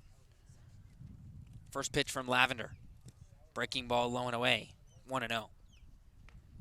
Rudick 0 for 2 today, now 2 for 11 this season. Struck out in the first inning. Lined out to Rigsby Mosley in right field his last time up in the 3rd. Excuse me, that's Braden Ward at the plate for Wareham.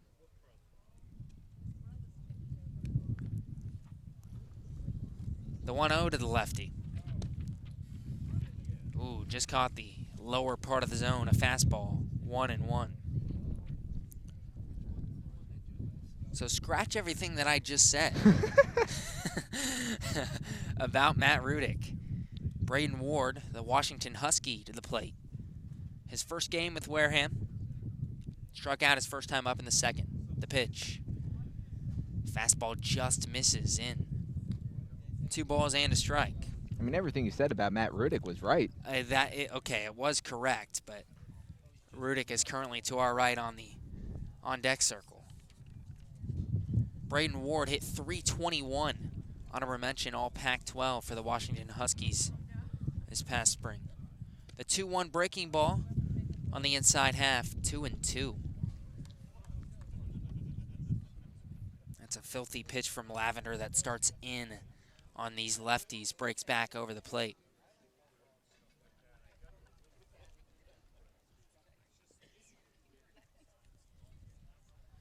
Lavender a long look in, trying to work out of a bases loaded jam. The 2-2 to Ward. Breaking ball in the dirt, good. Blocked by McDaniel to keep it in front of him. Count full 3-2. A lot of breaking pitches from Lavender. Well, you said it, Gabe. I mean, pitches it well. It's a good pitch. That time, Braden Ward not biting.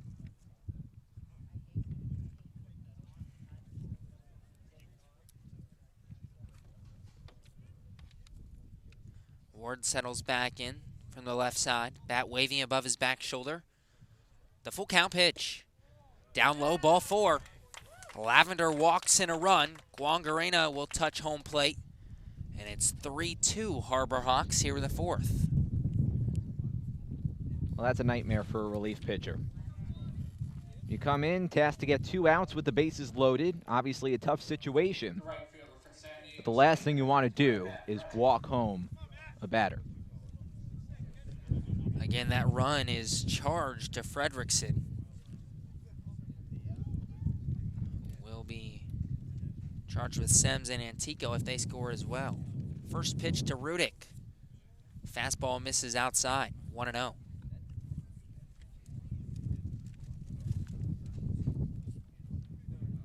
Sems on third, Antico on second, Ward on first.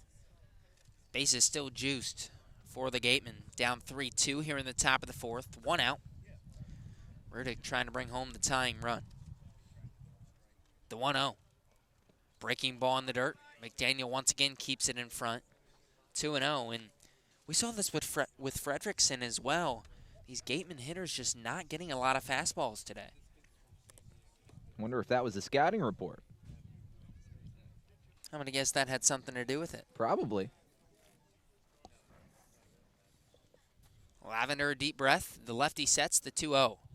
Fastball low, 3-0. The Gatemen are a ball away from bringing home the tying run. Rudick 0 for 2 today. Struck out in the first inning, lined out to right field his last time up in the 3rd. The 3-0 pitch. Down low, ball 4. Jeez. 2 straight bases loaded walks brings home 2 runs for the Gatemen, and we're knotted at 3 here in the top of the 4th. So here's what's interesting about the fact that Lavender's throwing a lot of off-speed pitches. He throws his curveball 14% of the time, his fastball 75% of the time.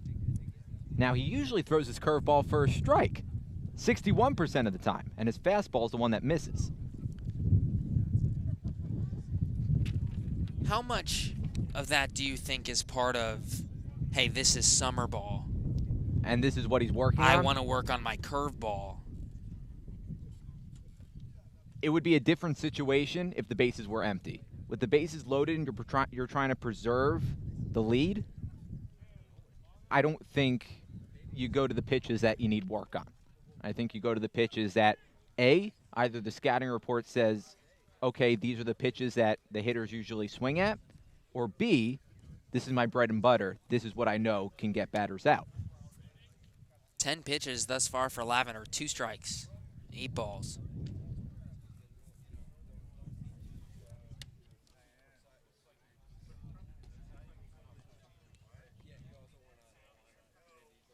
First pitch to the lefty, Darren Baker. Shows bunt, pulls it back. The pitch gets away from McDaniel. Runner coming home. Antico slides, and he is out at the plate. Antico doesn't like the call. He thought he got under it. But the flip from McDaniel to Fredrickson gets Mike Antico. And there's now 2 outs here in the 4th. Runners advance, so Ward goes to 3rd. Rudick moves up to 2nd. Still tied at 3, 2 down. That ball just did not skip far enough away for McDaniel. Poor decision on the base paths by Rudick. Antico, excuse me. as Baker takes a hack at a curveball up high, 1 ball and 1 strike. Baker 2 for 2 today, a bunt single in the first inning, singled in the third. The go-ahead run on third for the Gatemen, the 1-1. Fastball paints the outside edge. 1 ball and 2 strikes. TJ Stewart warming up in the bullpen. Nightmarish inning for the Harbor Hawks. It's only been 1 hit for the Gatemen, 4 walks. The 1-2 to Baker. Swing and a miss on a breaking ball on the outside half of the plate. Baker goes down swinging, and that'll end the 4th. So 2 runs on 1 hit and 2 left aboard for the Gatemen in the top of the 4th. We head to the bottom half of the 4th inning, knotted at 3. We'll be right back in the Gatemen Baseball Network. Does your insurance agent know you by name, analyze your stats, and help you with your game plan? If the answer is no, then it's time to draft Morse Insurance. Their local team will get to know you, assess your risk, and develop a strategy to protect your home, auto, or business. Visit us online at morseins.com. #Morse, of course, has your back. Northeast Maritime Institute's College of Maritime Science is a proud sponsor of the Wareham Gatemen. If you're looking for a career at sea, look to NMI's program of education, adventure, and employment on northeastmaritime.com, America's premier 2-year maritime college. Office Technology Group is a southeastern Massachusetts source for advanced digital copiers, printers, and document solutions. From Toshiba to Epson and everything in between, they've got you covered. Shop now at otgne.com. Large enough to serve, small enough to care. Shop from home year-round on gateman.org. You can customize your Gateman gear from any device, anywhere. We offer a large selection of apparel and unique gifts 24/7, 365 days a year. Hard to find sizes, colors, and styles. Youth clinic registration also available. Visit us today and remember us for holiday gifts at gateman.org. Gatemen Baseball is officially sponsored by Robertson's GMC, the truck professionals. Located on Cranberry Highway in Wareham, Robertson's GMC. We are professional grade, power like a pro.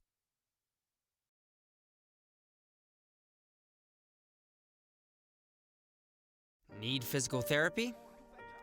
Select Physical Therapy works directly with you and your physician to create a plan of care that meets your goals and needs, with 6 locations on Cape Cod and more across the country. Select Physical Therapy is the official provider of athletic training for the Wareham Gatemen. We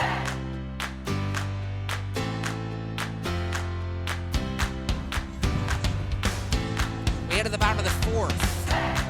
Here at Mckeon Park, 3-3. Hyannis and Wareham knotted as we head to the bottom of the 4th. Nick Lofton, Chad McDonald, Jared DeSantolo. The 7-8-9 hitters due up for the Harbor Hawks. Here in the 4th inning, Coy Cobb into pitch for the Wareham Gatemen here in the 4th. Nick Richmond's day is done. 3 innings pitched, 5 hits given up, 3 runs, all earned, 1 walk, 1 strikeout for Richmond. And now Cobb makes his first appearance of the season for the Gatemen. 6'4", 195-pound righty. Just finished up his freshman campaign at Texas. First pitch, a fastball high and tight, 1-0. Has about 3 different pitches and likes to throw his sinker. That's his bread and butter.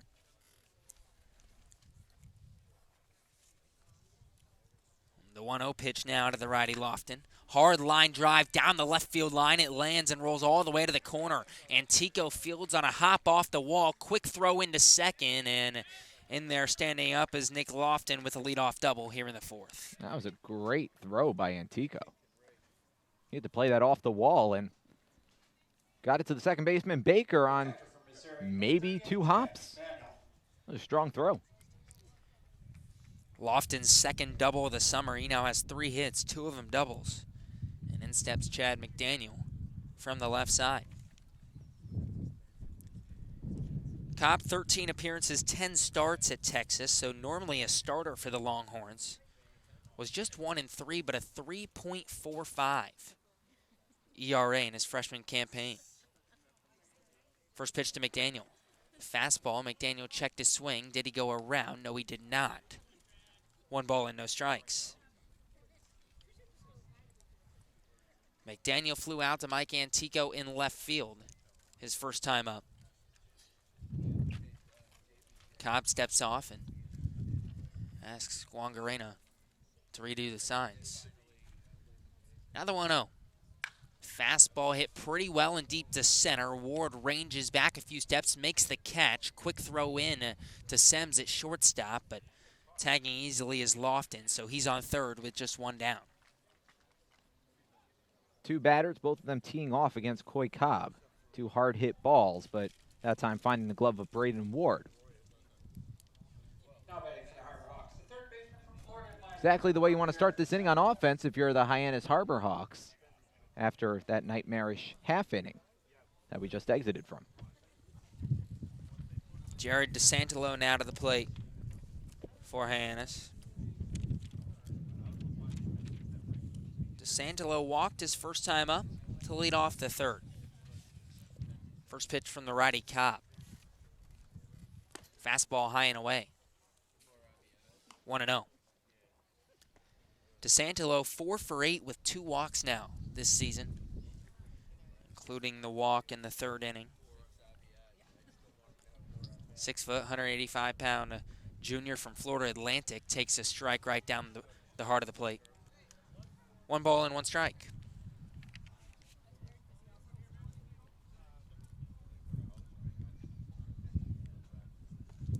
Cobb sets. Now the 1-1 offering. Fastball way up. 2 balls and a strike. DeSantolo hit .298 for the Owls this past spring.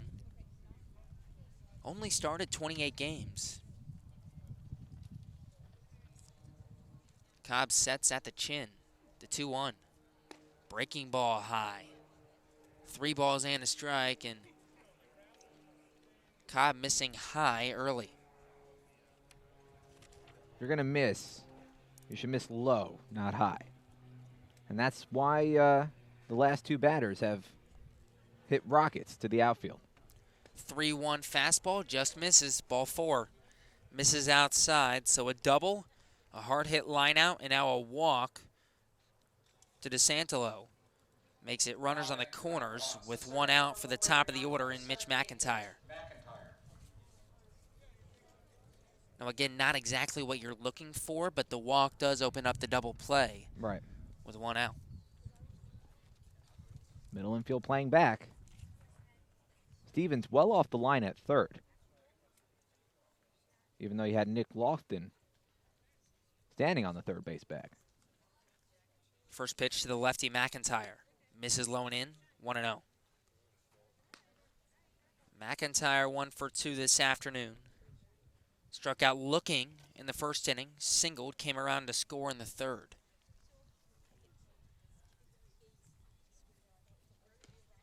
The 1-0. Fastball foul tipped back into the netting behind home plate. 1 ball and 1 strike as the 2 ball boys from each team race after it.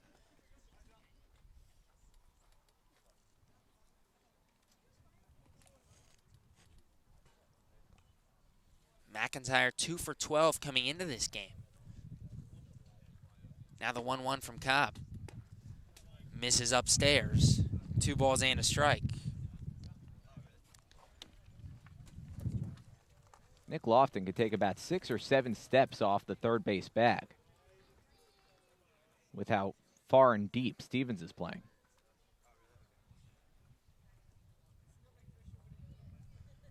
The 2-1. Runner going, pitch fouled off. Out of play behind home plate. Count now 2 balls and 2 strikes, and this is a big out for Coy Cobb. And this is one where maybe you leave it up, a breaking ball, to try to get him to top it and ground it out, force a double play, instead of leaving one down, having the batter lift it. Cobb sets the 2-2 offering. Breaking ball grounded left side of the infield. Baker dives and throws to first in time. Pretty play by the second baseman, Darren Baker, but the ground out does score a run. Nick Lofton scores. It's the second RBI of the summer for McIntyre, and it's 4-3 Harbor Hawks. Well, gets the job done. But Coy Cobb got what he wanted in the ground ball. It was just too softly hit to turn 2. And I should say right side of the infield that ground ball was hit on. Of course, middle infield was in double play depth, so Baker had to range all the way back to his left to make the play. First pitch to the lefty, Jackson Olsen.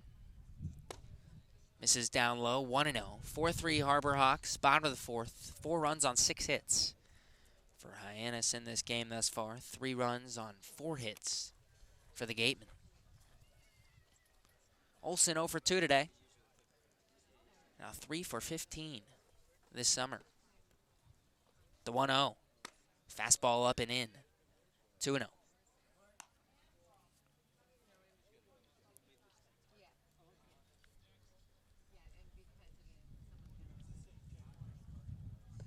Olsen this past season at Hartford at .306. Started all 56 games for the Hawks. 2-0 pitch, foul tips back into the mid of Guangarena. 2-1, and Guangarena gives a nod to Cobb, like right there. Put it right there. He hit his spot that time.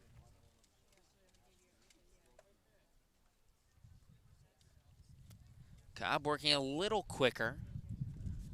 The 2-1 paints the inside edge. Count even, 2 balls and 2 strikes. All things considered, if Cobb can get out of this inning, having giving up just the 1 run, I'd say that's a pretty successful inning. Very much so after the leadoff double and a runner on third with just 1 out. The 2-2, swing and a miss, strike 3. Good off-speed pitch from Cobb, and that ends the inning. 1 run on 1 hit, 1 left aboard for the Harbor Hawks in the bottom of the 4th. We head to the 5th. Hyannis up 4-3 over Wareham. We'll be right back in the Gatemen Baseball Network. Soft as a Grape has 10 retail locations on Cape Cod. So even when you're cheering on your Gatemen at any away games, stop into a Soft as a Grape store for the best Cape Cod products. No trip to the Cape is complete without a trip to Soft as a Grape. South Coast Health Operators of Charlton Memorial, St. Luke's, and Toby Hospitals delivers an unmatched combination of clinical excellence with a personal touch. They are proud to serve as Southeastern Massachusetts and Rhode Island's only not-for-profit health system, as well as the region's largest employer. South Coast Healthcare, plus something more. Whether you're brewing a lager or an ale, Stonepath Malt has got you covered. Stonepath Malt, the local provider of quality malt for all your favorite New England craft breweries, is right here in Wareham. For your next night out, stop by their new tap room.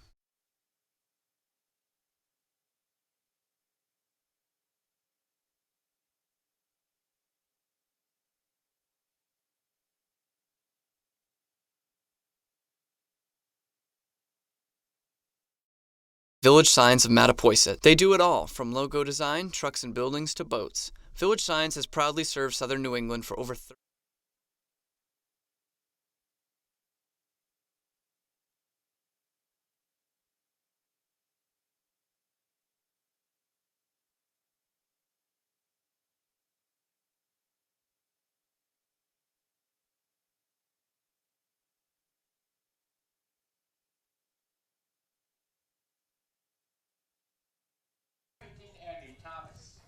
We head to the top of the 5th. Wareham down 4-3.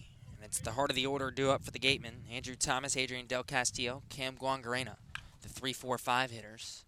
As Thomas skies one down the third base line, foul territory, and the play is made. Third baseman DeSantolo gets over there and makes the catch. 1 away. The next batter, the designated hitter from Miami, number 7, Adrian Del Castillo. In steps Adrian Del Castillo now for the Gatemen. Nathan Lavender back out for his second inning of relief. Actually came in with 1 out last inning and the bases loaded. Walked in a couple of runs. First pitch to Del Castillo, way up above the head of the Miami Hurricane. 1-0.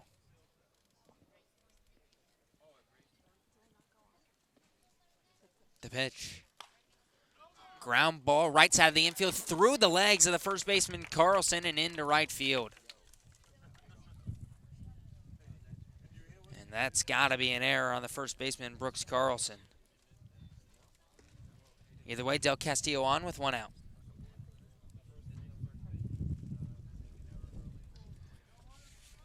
The next batter for Wareham. The catch from Cal State Fullerton, number 8. In steps Cam Guangarena now for Wareham.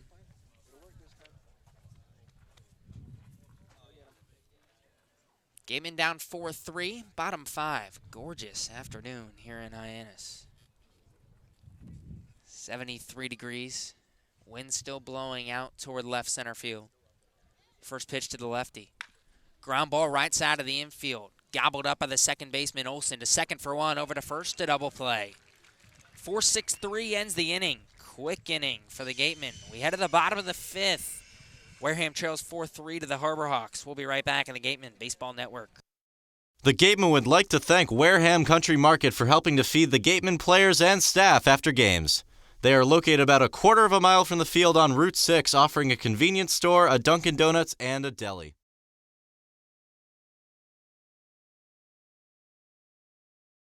Wareham House of Pizza has been serving Wareham and Marion for over 40 years with steak and cheese, pizza, and subs. Located in Shaw's Plaza, head on over for pickup or let them deliver to you.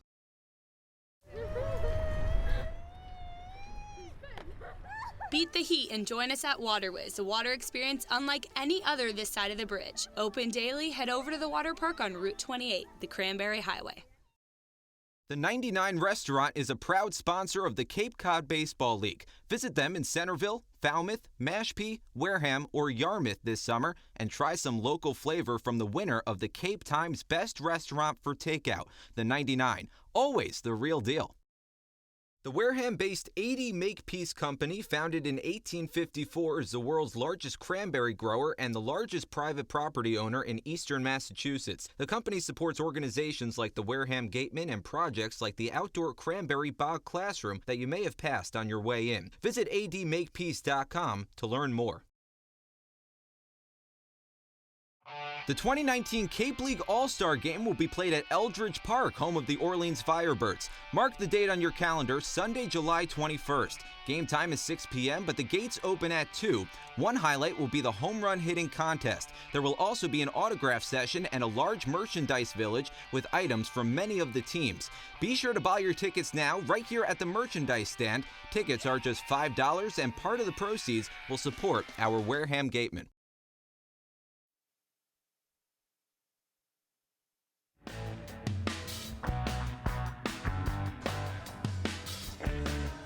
Another pitching change for the Gatemen as we head to the bottom of the 5th. Landon Rupp on to pitch for Wareham. 4-3. Hyannis lead over the Wareham Gatemen as we head to the bottom of the 5th inning. Trevor Hover, Hunter Goodman, and Brooks Carlson. The 3-4-5 hitters due up in the 5th for Hyannis. Coy Kopp pitched an inning, gave up a hit, 1 run, it was earned. 1 walk and 1 strikeout for Kopp. And now Landon Rupp at a UNC Wilmington will pitch the 5th. 3.47 ERA this past season through 22 appearances. First pitch misses outside, 1-0. 91 strikeouts and only 31 walks. That's pretty good. Not bad. The 1-0. Fastball paints the outside corner. 1 ball and 1 strike. Hover today 1 for 2.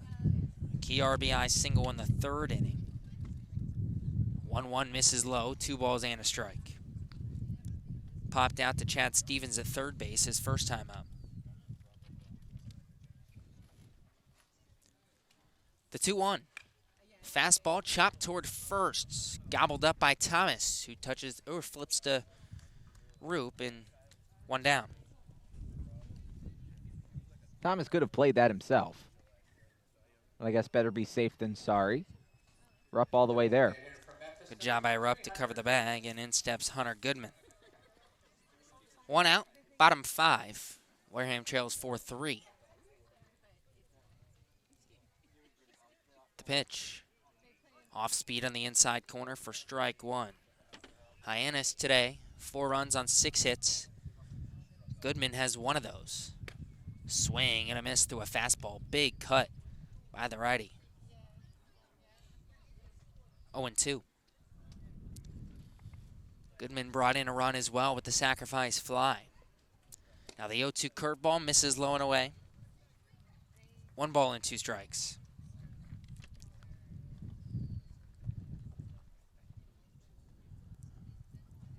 The 1-2 offering.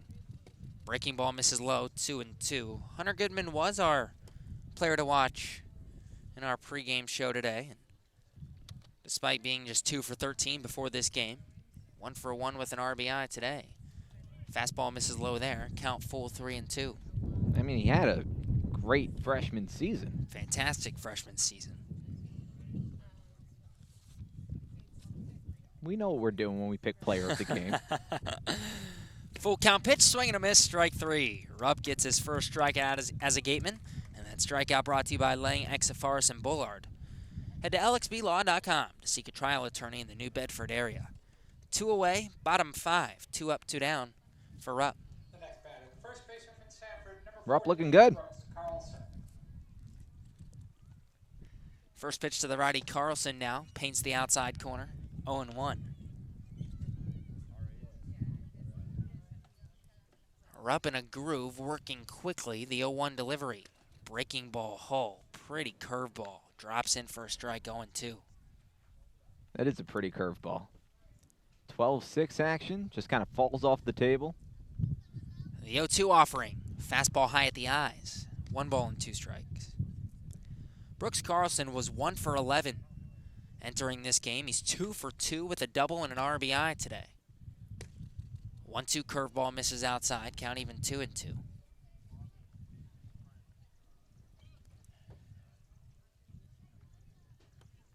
Now the 2-2 pitch. Low and in. Gets past Guangarena. Count full, 3 balls and 2 strikes.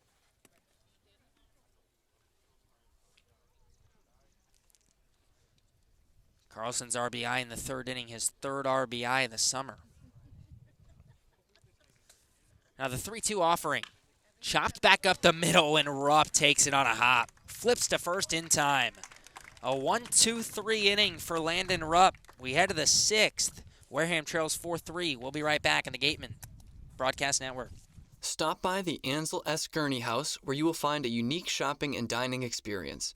Whether shopping for a special occasion or just to treat yourself, you'll find what you're looking for in one of the 11 themed rooms. There's also a cafe serving fresh homemade lunches overlooking the extensive gardens. The Ansel S. Gurney House is located at 403 County Road in Marion.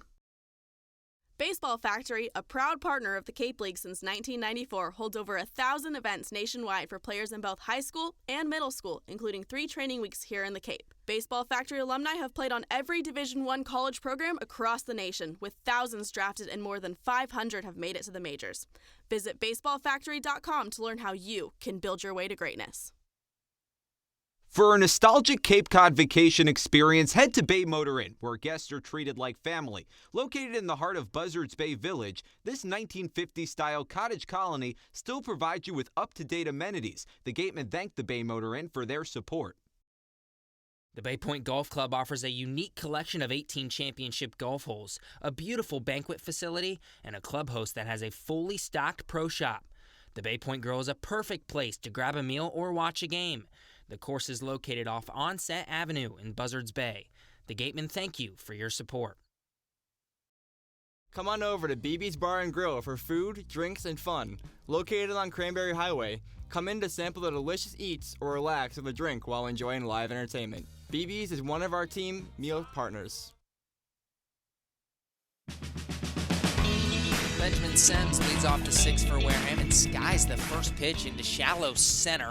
McIntyre coming on, gets called off by the shortstop Lofton. 1 pitch, 1 out for Nathan Lavender, who's still on the bump for Hyannis. Lavender, we've seen throw a lot of pitches outside the zone, and I'm kind of surprised he's still in. Really struggled to locate his off-speed pitches, that time going dead red fastball, and Sims getting under it, skying that one in the air. Mike Antigo to the plate now for Wareham. First pitch to the lefty. Paints the inside corner, 0-1. Antigo not a fan of that inside corner today. Lavender sits about mid-90s with his fastball.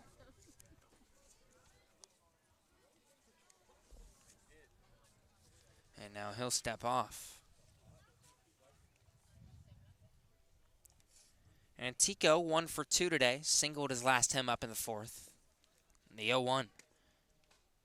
Off speed, misses in. 1 ball and 1 strike. It's really closer to low 90s than mid 90s. But it's very effective when he combines that with his curveball. It sits 71 to 75 miles an hour. The 1-1. Fastball way high at the eyes of Antico. 2-1. Antico single, a hard hit ground ball down the first base line. Carlson got a glove on it but couldn't make the play. 2-1 misses low. 3 balls and a strike to Mike Antico.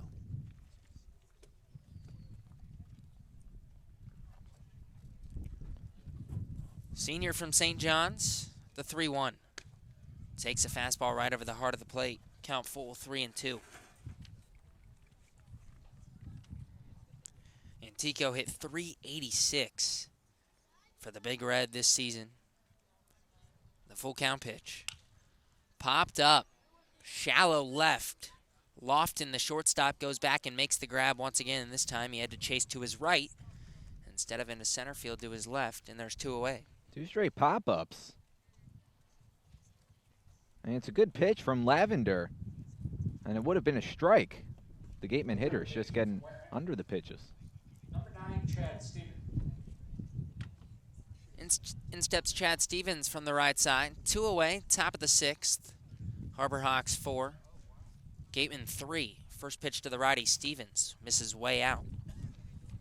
1-0. And Lavender, ever since walking 2 straight to score a couple of runs with the bases loaded for the Gatemen, hasn't allowed a hit in the last 6 batters.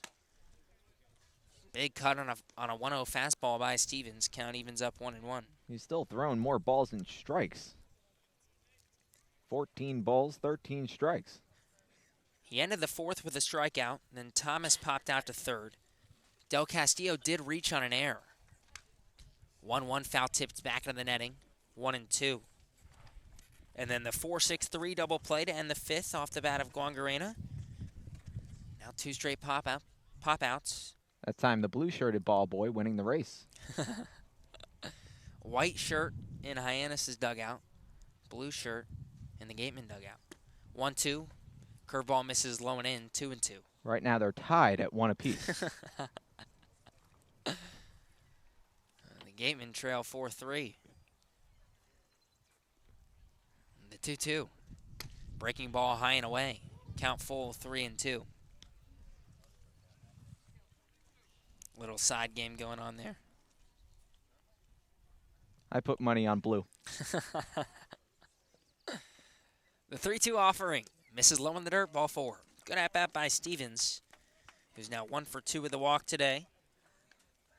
Tying run aboard. Go ahead run to the plate with 2 outs here in the 6th for the Gatemen, trailing 4-3. And the Washington Husky, Braden Ward, steps in from the left side.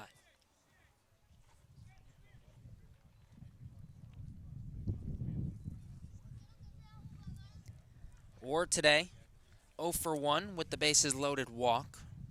So he does have his first RBI as a Gateman. Lavender, a big deep breath, throws over to first, and by throw, I mean a lob. Toss. Over to first. Ward, another lefty in this Gateman lineup. The pitch shows bunt, pulls it back, takes a strike. 0-1. And now DeSantelo over there at the hot corner will play in on the grass.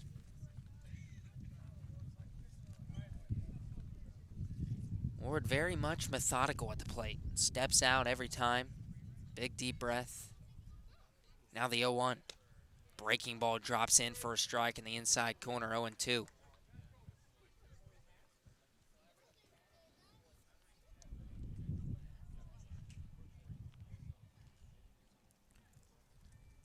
Ward, honorable mention, all Pac-12. This past spring for the Huskies hit .321. The 0-2 pitch, breaking ball hits him on the back. And that'll bring up the top of the order in Matt Rudick with runners on first and second and 2 outs. second hit by a pitch. Well, the second hit batsman from the Harbor Hawks pitching staff today. Benjamin Sims was hit by a pitch back in the second. He came around to score. Lavender hasn't given up a hit.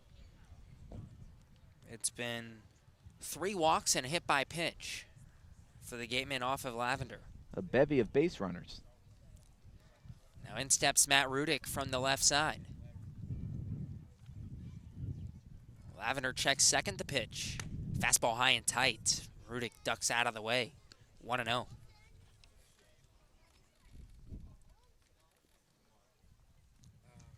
Rudick today 0 for 2 with a walk. Picked up an RBI in the walk with the bases loaded. His second of the summer.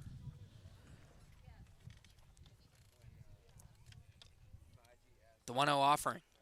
Foul tipped back into the netting near the Hyannis dugout. 1 ball and 1 strike.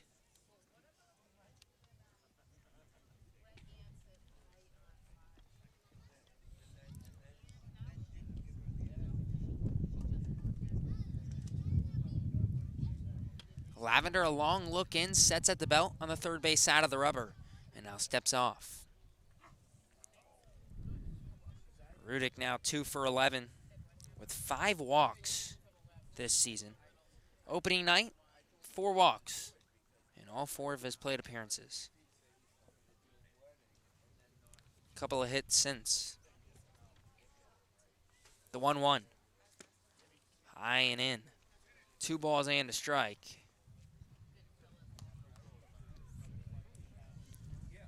Talking to Rudick before the game, says he's just trying to still get settled in. Had a hit yesterday.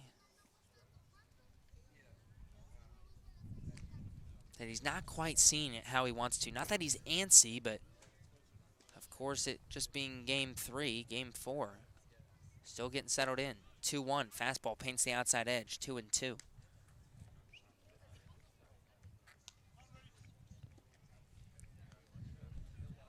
Rudick hit a ball hard in the 3rd inning, lined out to Mosley in right field. Looking for a base hit here. Tying run on second for the Gatemen. Go-ahead run on first. Top of the 6th, Hyannis leads 4-3. 2-2 count, 2 down. The pitch. Fastball grounded back up the middle. Gobbled up by the shortstop Lofton, who touches the second base bag. And that'll do it. No runs on no hits. 2 left aboard for the Gatemen in the 6th. We head to the bottom half of the 6th inning. 4-3, the Hyannis lead. We'll be right back on the Gatemen Baseball Network. For a nostalgic Cape Cod vacation experience, head to Bay Motor Inn, where guests are treated like family. Located in the heart of Buzzards Bay Village, this 1950s-style cottage colony still provides you with up-to-date amenities. The Gatemen thank the Bay Motor Inn for their support. The Bay Point Golf Club offers a unique collection of 18 championship golf holes, a beautiful banquet facility, and a clubhouse that has a fully stocked pro shop. The Bay Point Grill is a perfect place to grab a meal or watch a game. The course is located off Onset Avenue in Buzzards Bay. The Gatemen thank you for your support. Come on over to BB's Bar and Grill for food, drinks, and fun. Located on Cranberry Highway, come in to sample the delicious eats or relax with a drink while enjoying live entertainment. BB's is one of our team meal partners.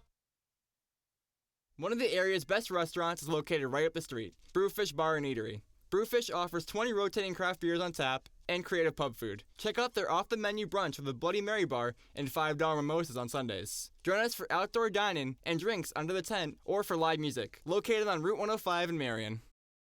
What's donated here stays here. All blood that is donated to Cape Cod Healthcare stays on Cape Cod to help the lives of your friends, family, and neighbors. Learn more about donating blood, platelets, or hosting a blood drive at capecodhealth.org/blood center.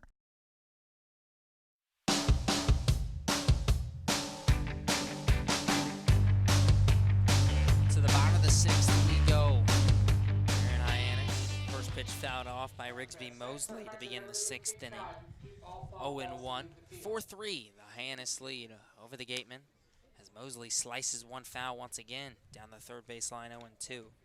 Mosley, Lofton, and McDaniel, the 6, 7, 8 hitters due up here in the 6th for Hyannis. Landon Rupp back out of the bump for Wareham. 0-2 pitch misses just outside, 1-2.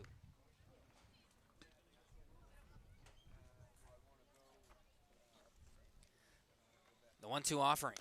Breaking ball fouled off, hit the front ankle of Mosley. Count stays 1-2. Mosley playing right field today for the Harbor Hawks. 0 for 2 in his first couple at-bats.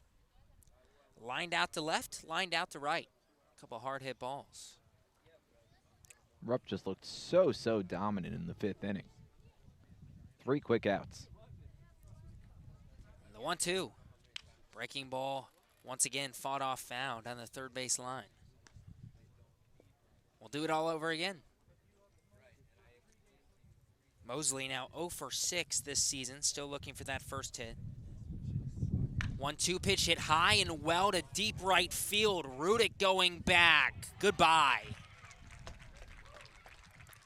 Rigsby Mosley goes deep, a solo shot in the 6th, and it's 5-3 Harbor Hawks. Rigsby Mosley turning on one, taking one for a ride. A lot of power in that bat. 7 home runs this past season at Troy. 34 RBIs to go along with the .356 batting average. And his first hit of the summer is a solo bomb near the scoreboard out there in right center to make it 5-3. First pitch to the righty, Nick Lofton, and the bat goes flying. Swing and a miss on a breaking ball, 0-1. Luckily, there's a net there. Pine tar. He'll get plenty of that. So Rupp, after he was in such a groove, the 1-2-3 5th inning, gets up in the count quickly, 0-2 on Mosley, and then Mosley smacks a 1-2 fastball over the right center field wall.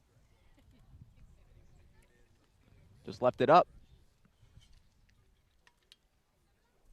Lofton settles back in now. He's 1 for 2 today, doubled in the 4th. The 0-1. Breaking ball in the dirt, 1-1. Lofton now 3 for 8 this season. 2 of his 3 hits, doubles. Has power to the gaps. The pitch, skied high out of play down the first base line. 1 ball and 2 strikes. It's not very deep over the right center field fence. Maybe about 350-ish? 330 down the line. Exactly. 1-2 off-speed pitch, blooped out into shallow center. Baker goes back, and the second baseman makes the catch. 1 away.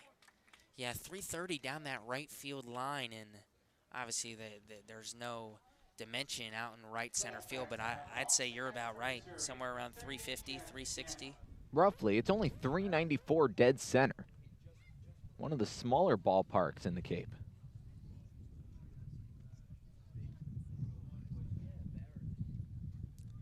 First pitch, fastball paints the outside edge, 0-1 to Chad McDaniel. McDaniel 0 for 2 today. He's now 0 for 5 this season as he takes a hack and misses at an off-speed pitch, 0-2. Completely baffled by that off-speed pitch. Catcher from Missouri, Rupp's in a groove, the 0-2. Misses low and outside, 1-2. McDaniel hit .286 with the Tigers in the SEC this past spring. 1-2, swing and a miss on a curveball. Locked him up. 2 down here in the 6th, and that's Rupp's second strikeout. And Rupp was headed back to the dugout. Forgot how many outs there were. Not quite, big fella. Now batting for the Hawks, the third baseman from Florida Atlantic. 2 down, bottom 6th. Wareham trails 5-3 after the solo shot by Mosley, and in steps Jared DeSantolo. The pitch. Fastball misses high, 1-0. DeSantolo hasn't had to do much today. A couple of walks. 1-0, misses just outside, 2-0. He's now 4 for 8 with 3 walks this summer. The 2-0 pitch. Misses outside, 3-0. No one wants to give this kid a strike.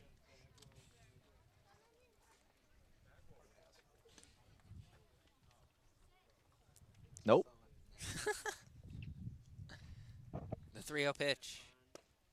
Misses outside, ball 4. So DeSantelo's on with a 2-out walk. The Owl from Florida Atlantic has reached all 3 times. And then steps Mitch McIntyre. Number 17, Mitch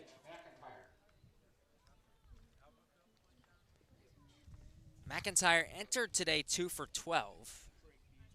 He's 1 for 3 with an RBI this afternoon. Struck out looking in the first inning as Rupp throws over to first. Diving back safely is DeSantelo. Singled in the third and then grounded out in the fourth, but it was the RBI ground out to second base. Made it 4-3 at the time. First pitch to the lefty. Misses outside, 1-0. And now Jerry Weinstein is going to come out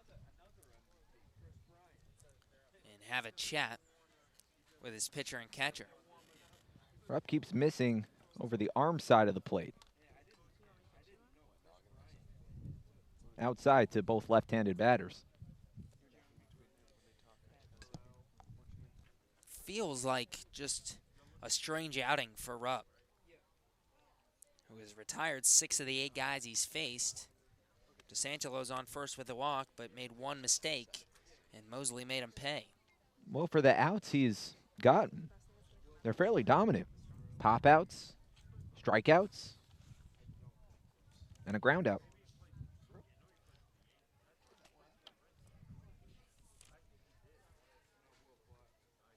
The 1-0. And actually, he's going to throw over to first. Back safely is DeSantelo. McIntyre, the junior from BYU. Rupp settles on the third base side of the rubber. The pitch.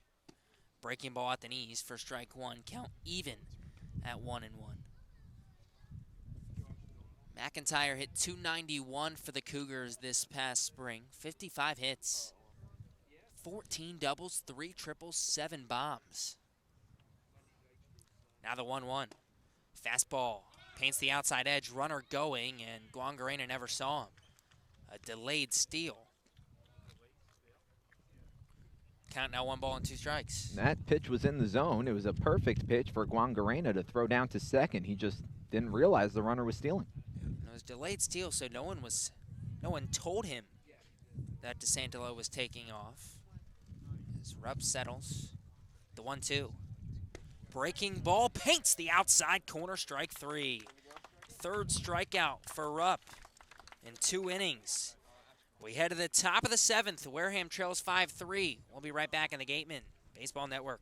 What's donated here stays here. All blood that is donated to Cape Cod Healthcare stays on Cape Cod to help the lives of your friends, family, and neighbors. Learn more about donating blood, platelets, or hosting a blood drive at capecodhealth.org/blood center. Located in Wareham Crossing, Coastal Orthodontics knows the importance of a healthy smile. Dr. Kevin Oliveira and his team at Coastal Orthodontics are a patient-focused practice, delivering professional, effective orthodontic treatment based on the individual clinical needs of each patient, resulting in beautiful smiles in a timely manner. With 10 years of experience using Invisalign, Coastal Orthodontics uses the most up-to-date dental equipment. Welcome back to the Gatemen Baseball Network. My name is Addison Van Patten, and I wanted to talk to you guys about Nick Richmond. He was our starting pitcher today. In the 2019 season, he had a 1.82 ERA at Pfeiffer College. Yes, that is a Division III out of North Carolina. I talked to him about what it meant coming from a D3 to the Cape Cod League. He said that he didn't know about the Cape Cod League when he was young, but as soon as he got to college, it was a very important goal for his. He said he was recruited early in the spring and knew he was going to be here, and he's just happy to be here now. Throwing it back to you guys. Thanks, Addison. We head to the top of the 7th here in Hyannis. 5-3. The Wareham lead, or the Wareham deficit, I should say. Hyannis up 5-3 as TJ Stewart's going to be the new pitcher for Hyannis here in the 7th. Pitching change brought to you by Bay Point Club. What do we have on Stewart, my friend? He's a rising senior at Manhattan College. 4.08 ERA this past season through 86 innings. 86 strikeouts in those 86 innings, but 40 walks. That's a lot for 86. About a walk every 2 innings or so. So Nathan Lavender's day is done. 2 2/3 innings pitched. No hits, no runs because the 2 he walked in weren't charged to him. 3 walks, 1 strikeout. Now TJ Stewart will try to work the 7th against the 2-3-4 hitters for Wareham. Baker, Thomas, Del Castillo due up. First pitch to the lefty Baker. Fastball catches the inside part of the plate. 0-1. Darren Baker, son of Dusty Baker. Longtime MLB manager, played in the majors as well. 0-1, catches the outside corner. No balls and 2 strikes to Baker, who's 2 for 3 today. Bunt single in the first inning, singled in the third, struck out his last time up in the 4th. The 0-2 delivery. Fastball high, fouled off down the third base line. Chasing and catching is the left fielder Hover. 1 away.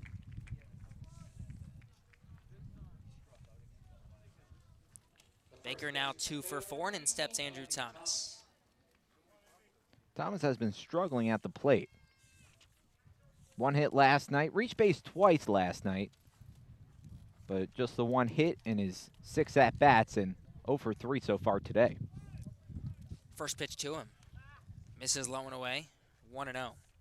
4 at-bats, rather. 5 plate appearances.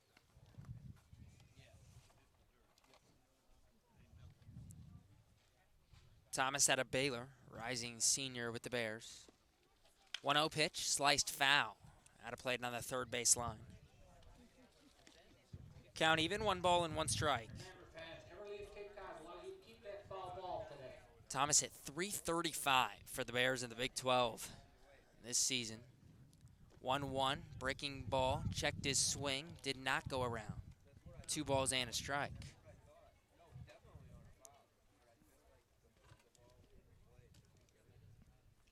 Thomas's breakout year as a sophomore for the Bears.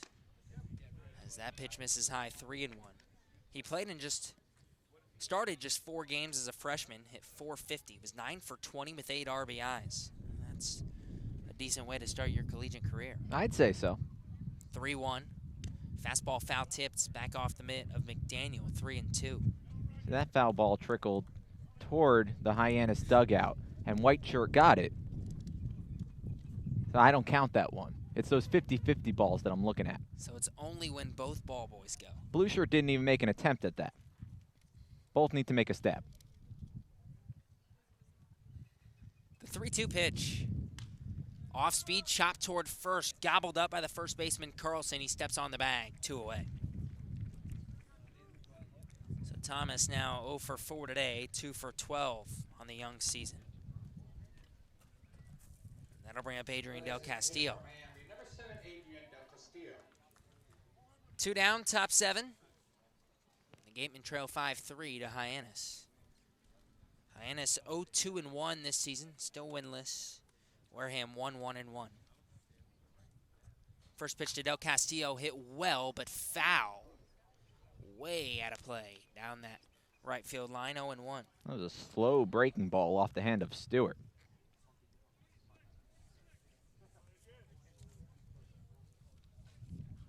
The 0-1 delivery. Fastball fouled off behind home plate, back into the netting. 0-2. Stewart has 4 different pitches that he throws. 2 different fastballs, a changeup, and a curveball. Wouldn't be surprised to see that changeup or curve here. The 0-2. Off speed, foul tipped, and it just hopped into the glove of McDaniel. Good call, Gabe. On the off-speed pitch. Just play the lottery. I've never had good luck with that.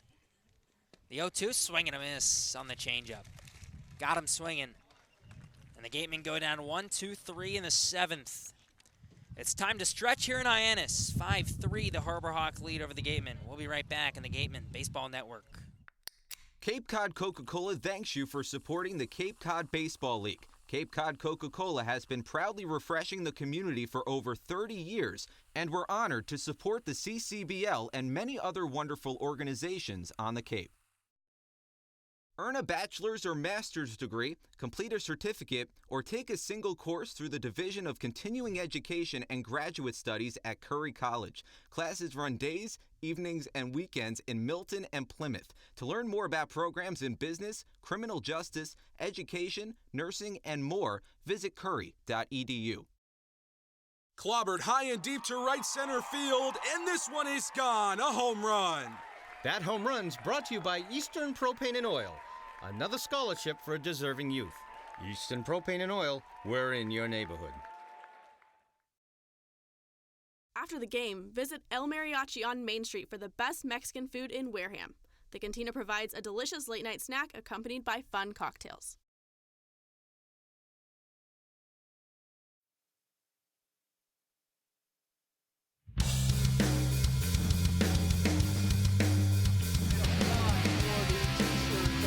We head to the bottom of the 7th here in Hyannis. 2-3-4 due up for the Harbor Hawks here in the 7th. Jackson Olsen, Trevor Hover, and Hunter Goodman due up for the Harbor Hawks. Back out on the bump for Wareham. No, it's not going to be Landon Rupp. We're going to get a pitching change here in the 7th. Let's see who this is. It's Tanner Bybee.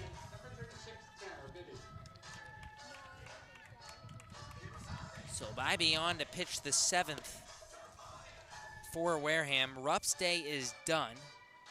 2 innings pitched, gave up the 1 hit, and sadly it was a solo home run off the bat of Mosley. So 2 innings pitched, 1 hit, 1 run. It was earned. 1 walk, 3 strikeouts for Rupp. And now Tanner Bybee will come in and pitch the 7th. Tanner Bybee's second appearance on the bump for Wareham. Only pitcher to take the mound twice so far this season.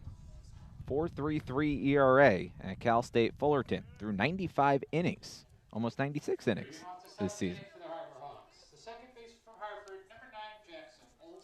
Bybee in his 1 appearance this summer. Pitches 2 innings, gave up 1 hit, no runs, 1 walk, 1 strikeout. First pitch paints the inside corner. 0-1 to Jackson Olsen. That's from the left side. And the 0-1. Misses outside. 1 ball and 1 strike. Olsen 0 for 3 today. Popped out to Antico in left field his first time up. Then popped out to right field. The 1-1 delivery. Swing and a miss on a fastball up high at the chin. 1-2. Struck out his last time up in the 4th. Coy Karp was the one who struck him out. The 1-2 delivery. Swing and a miss on an off-speed pitch on the outside edge. Made Olsen look silly. 1 away. Yeah, Olsen looked uncomfortable, way out in front of that off-speed pitch. First strikeout for Bybee. Strikeout brought to you by Lang, Exafaris, and Bullard. Head to lxblaw.com to seek a trial attorney in the New Bedford area.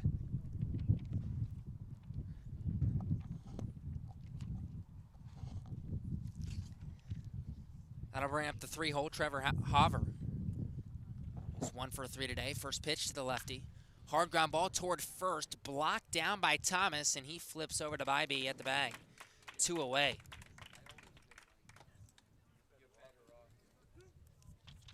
Play by Andrew Thomas to just knock that one down and calmly make the flip to Bybee. 2 away, bottom 7. Gatemen trail 5-3. That was what my dad would tell me when I would play the infield on my rec baseball team. Just keep the ball in front of you. I wasn't very good. First pitch to the cleanup hitter, Goodman. Right down Main Street, 0-1. That's what you learn in 1st grade, right? Younger than that. The 0-1. Curveball chopped towards short. Sems charges, and it's actually the 3rd baseman, Stevens, who makes the play and throws to first. Not in time. Little miscommunication there between Benjamin Sems and Chad Stevens on the left side of the infield. I think had Sems gotten there, he would have had plenty of time to throw out Goodman. But instead, Stevens cut it off and had to do a spin move before throwing it. So Goodman reaches on the infield single. He's now 2 for 3 with a sacrifice fly today. Came in 2 for 13. First pitch to the righty now, Brooks Carlson. Breaking ball misses low and away. 1-0. That's most likely going to go down as an infield single. But in all likelihood, had Sems made the play, it would have been an out. It would have been the third out of the inning. 1-0 pitch, fouled off back in the netting right above us. 1-1. Here we go. And Blue won that one.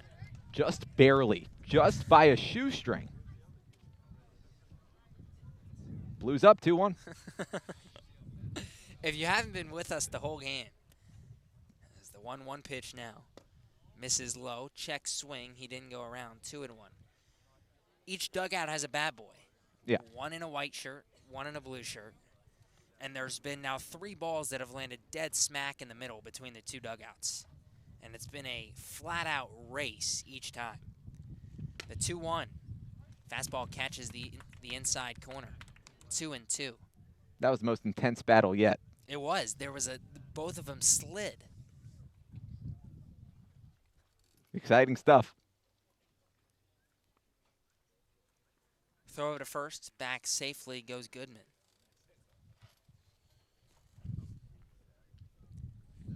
Carlson today 2 for 3. Had the RBI double in the third. Came into today just 1 for 11. Bybee sets the 2-2. Chopped right in front of the plate. Guangarena, bare hands, and they're going to say foul ball. Guangarena can't believe it. The home plate umpire, Joseph LaBella, didn't make a call, and Jeffrey Kinney, the first base umpire, ended up making that call, saying it was foul. It didn't look like it hit Carlson. And it definitely rolled fair. I mean, maybe they're going to say it started in the box, making it a foul ball. Either way, we'll do 2-2 all over again.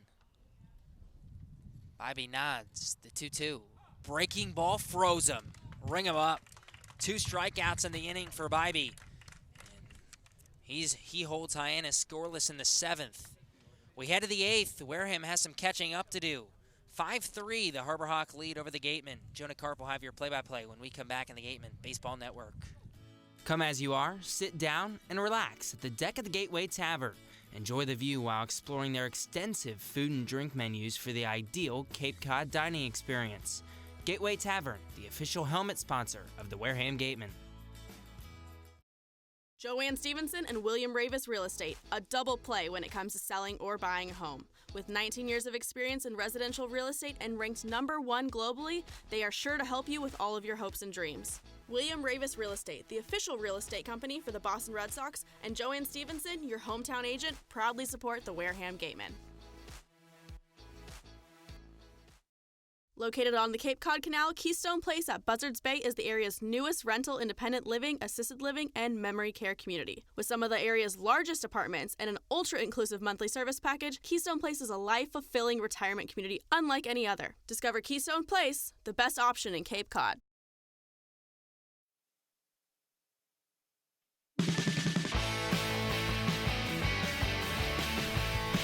Top of the 8th inning, a 5-3 advantage for the Hyannis Harbor Hawks over the Wareham Gatemen. Wareham coming to bat to start the top of the 8th inning. Cam Guangarena, Benjamin Sems, Mike Antico, the 3-2 up. TJ Stewart back on the mound for a second straight inning. The native of Stratford, Connecticut. 6'2", 220 pounds, faces Cam Guangarena, who's 0 for 2. As Africa by Toto slowly fades out over the loudspeakers. Great song. Really good song. On my daily playlist. The first pitch sits upstairs, a fastball. watched by Guangarena, 1 ball, no strikes. I listen to the same playlist when I'm doing virtually anything. In the car, on a jog, which is never. 1-0. Sits outside, another fastball, 2 balls and no strikes. On a jog. When's the last time you went for a jog? Years ago. Years. 2-0. Downstairs, 3 balls and no strikes. So it's virtually just when I'm in the car. Right. Or when I'm in the shower. Right. Little TMI. 3 balls, no strikes, nobody on base. Popped up in the air. It's going to stay in the infield. Closing in near the hill is Jackson Olsen, the second baseman, called off by DeSantolo. He lets it drop. Olsen closed in, Lofton closed in, DeSantolo closed in, called it, and then it fell. Wow.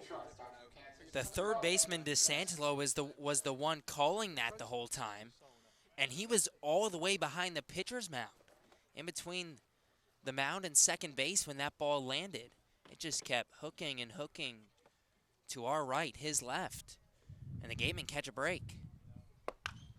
Lifted in the air, a flare over the second baseman's head and into right field. Jackson Olsen was going back. It just sailed over his head as McIntyre closed in, and Benjamin Sems is on with a single. And Sems has been fantastic for the Gatemen thus far this year. He's now 5 for 10 with 2 walks and a hit by pitch. And the Gatemen have the tying run on first. Cam Guangarena on second, Benjamin Sems on first. The tying run on first base, as you said, Gabe. Mike Antico represents the go-ahead run. Walking into the batter's box. 5-3, Hyannis over Wareham. The Gatemen won on opening day back on Monday, lost on Wednesday, and tied on Friday. First time this season they're playing back-to-back games in back-to-back days and trying to pull out a victory for the first time since Monday. First day game of the season. Only day game going on today. First pitch. Bunted foul. Behind home plate. Count 0-1. Mike Antico singled in the 4th inning. Sandwiched in between a strikeout and a pop-out. 1 for 3. Harwich and Cotuit do battle at 5 o'clock today, and Bourne and Falmouth get going at 6. Brewster and Orleans and YD and Chatham both squaring off. Both of those games at 7 o'clock tonight. Pitch taken downstairs, 1 ball, 1 strike to Mike Antico. Antico, a guy who had the best year of his career at St. John's in the spring, hit .386. Really thought he'd be drafted. It just didn't happen, and he struggled thus far here in Wareham. Chance to come up big right here. Fastball skips under the glove of McDaniel, and both runners advance. Takes away the double play opportunity, and now all 4 infielders are going to come in. Takes away the double play, and now Antico, who he didn't show bunt on that last pitch, but he bunted the first pitch foul. Doesn't have to bunt to get him over, and the Gatemen don't have to sacrifice an out. Now the middle infielders move back. The third baseman, DeSantolo, still playing in on the edge of the grass. 2 in scoring position. The tying run now in scoring position. Benjamin Sems off second base. The pitch. Bends over the inside corner, 1-2. 2 balls and 2 strikes, rather.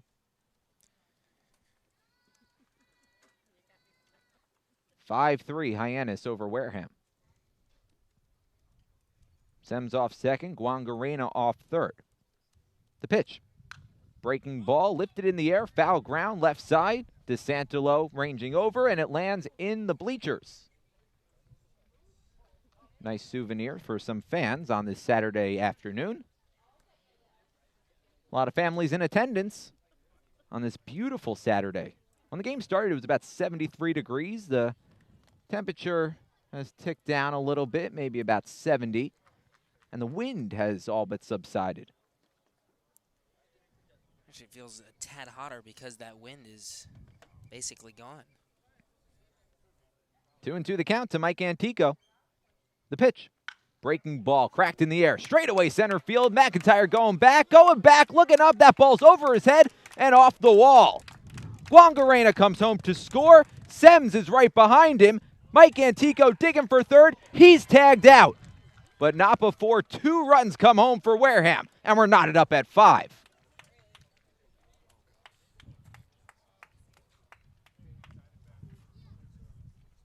Antico gets the job done.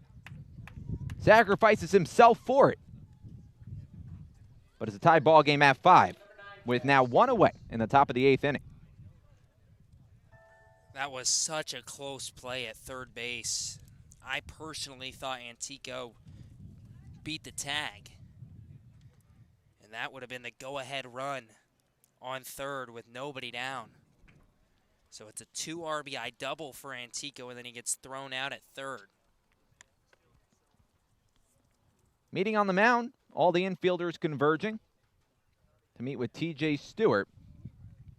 Staying in the game, but just getting settled down. Base is now empty, but 2 runs home in the inning. Wareham 5, Hyannis 5. Chad Stevens, the new batter. Right-handed bat, one of the few in the Wareham lineup, facing the righty Stewart. First pitch to Stevens. Breaking ball. Over the inside corner, 0-1. Stevens playing third base today, batting 8th. 1 for 2 with an RBI double. The 0-1. It smacks Stevens right on the back, right above the number. Made a loud noise. That hit his helmet. And that's why it made a loud noise. Stevens turned. That hit right on the back of his helmet. No one's checking on him. Stevens trotted all the way down the first base line. He didn't even look phased. You said it, he turned. Must have just hit the right part of the helmet. Pitch taken downstairs to Braden Ward, 1 ball and no strikes. Third hit batsman on the Wareham Gatemen roster today. I don't know if it was audible in the broadcast, but gasps all around after that hit by pitch. The 1-0. Ward squares to bunt, pulls it back, takes a pitch outside, 2 balls, no strikes. So Stevens represents the go-ahead run, standing on first base.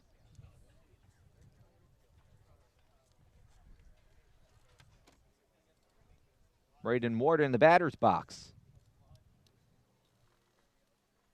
Looking for a big hit in his first start as a Wareham Gateman. Pitch. Line drive in the air, right center field. Drops in for a base hit in front of Mosley. Rounding second is Chad Stevens. Throw goes into third. It skips into foul ground, but it's backed up nicely by the third baseman, DeSantolo. A double for Braden Ward with 1 away in the top of the 8th, and now the go-ahead run just 90 feet away for Wareham. Stevens got lucky that that ball skipped past DeSantolo. I think if DeSantolo's able to pick that, he's easily out at third. But a good slide, and he's in safely. Curious to see if they call that a double or a single for Ward. An error, 2 doubles, a single, and a hit by pitch in this inning. The only out. Mike Antico caught on the base paths. Had that not been the case, this could be a very different looking inning. 1 away with 2 runs home in the inning, 2 in scoring position for Wareham, and we're going to get a pitching change. Somebody new coming in for Hyannis. Pitching change brought to you by Bay Point Club. 5-5. We'll take a quick break. We'll come right back. Stick around. Come as you are, sit down and relax at the deck of the Gateway Tavern. Enjoy the view while exploring their extensive food and drink menus for the ideal Cape Cod dining experience. Gateway Tavern, the official helmet sponsor of the Wareham Gatemen.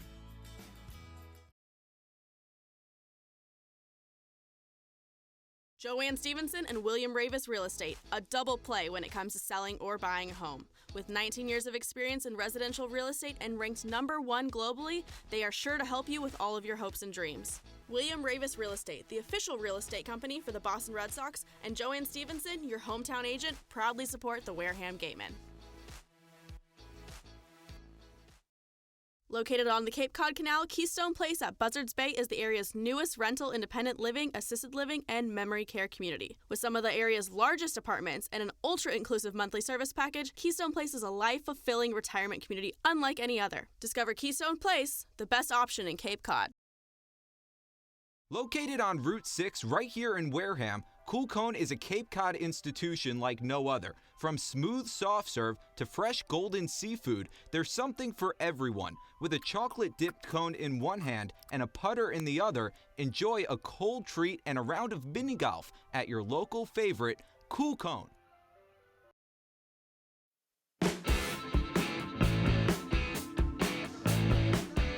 Top of the 8th inning. One away in the top of the 8th inning.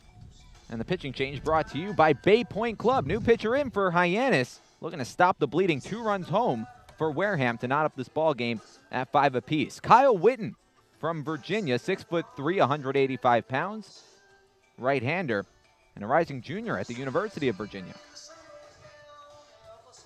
5.97 ERA through 31 2/3 innings for the Cavaliers this season. 29 strikeouts, 15 walks in 27 separate appearances.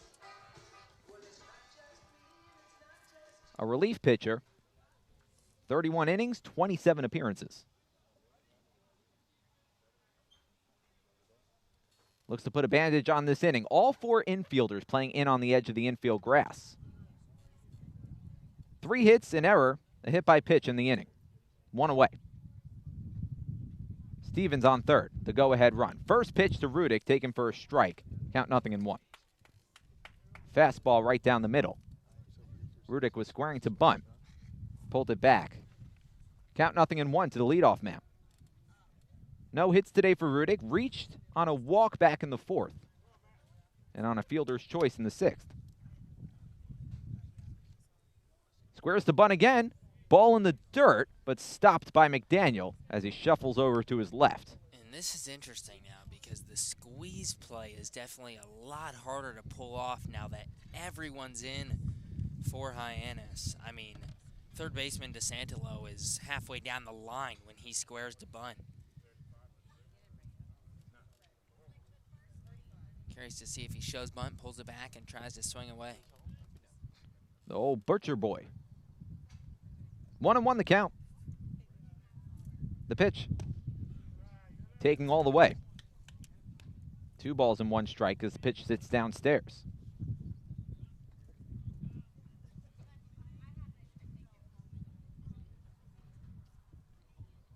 Chad Stevens at third base. Braden Ward at second base. Mike Antica with a 2-run double before being retired on the base paths. The only out of this inning. Bunted down the first base line. Throw goes home. It's not in time. And the Gatemen take the lead on top 6-5. Chad Stevens comes home to score on the bunt by Matt Rudick. What a bunt by Rudick down the first base line. Carlson with a decent flip, but it was just a perfect bunt. And Stevens got a good break. He didn't even slide into the plate, and it's a 3-run 8th inning for the Gatemen. The squeeze works, and Darren Baker will step into center stage with all 4 infielders still in. Runners at the corner, still just 1 away. First pitch to Baker. Taken for a strike on the outer half, 0-1.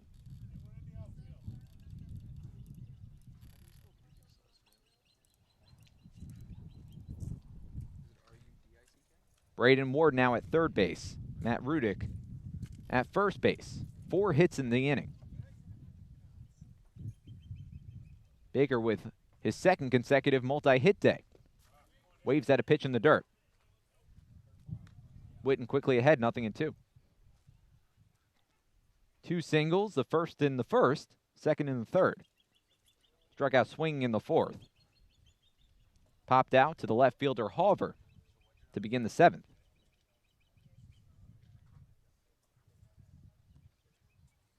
Long look in from Witten. Thomas on deck. The pitch to Baker. Line drive over the head of the second baseman Olsen and into right field. Braden Ward comes home to score. Matt Rudick advances to second. Darren Baker pulls in at first with an RBI single, and it's 7-5 Wareham. What a piece of hitting from Darren Baker. Just got fooled on a breaking ball the pitch before. That time he waits back on an off-speed pitch and drills it into right field. He's now 3 for 5. And that's his second RBI of the summer. First 3-hit game for Wareham this summer.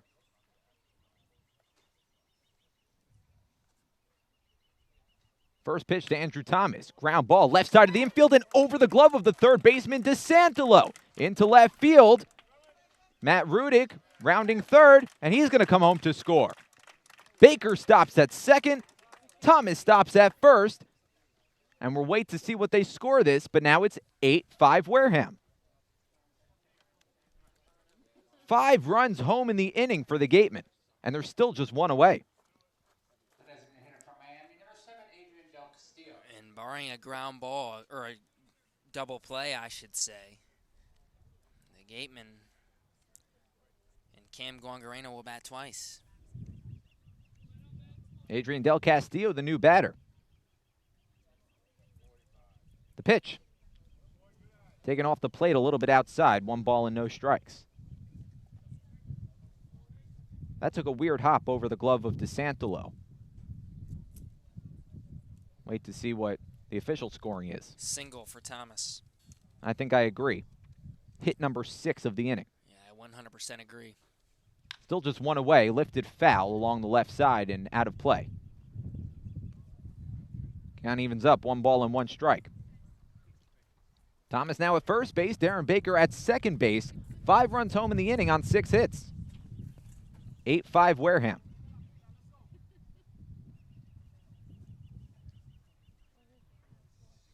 Biggest offensive game so far for the Gatemen.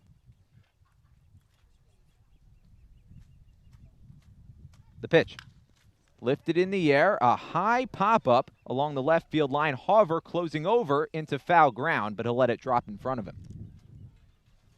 And Witten gets ahead, 1 ball and 2 strikes. 10 hits on the day for the Gatemen. 8 hits for the Hawks. And those 5 runs combined with 2 errors.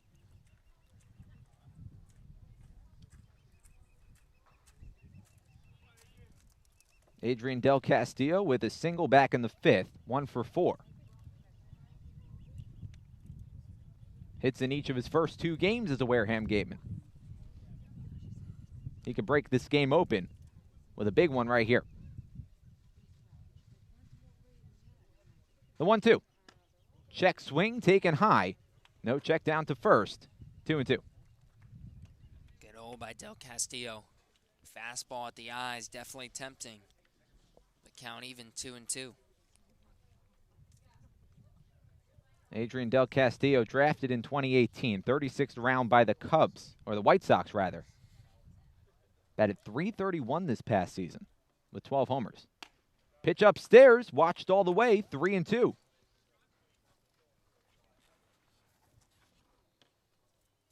.72 RBIs for the freshman.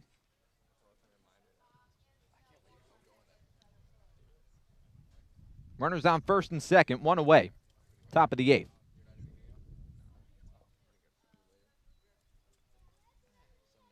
Long look in from Witten. Now gets his sign. Comes set at the belt. Checks the runner at second. Kicks, fires. Both runners go. Pitch fouled off.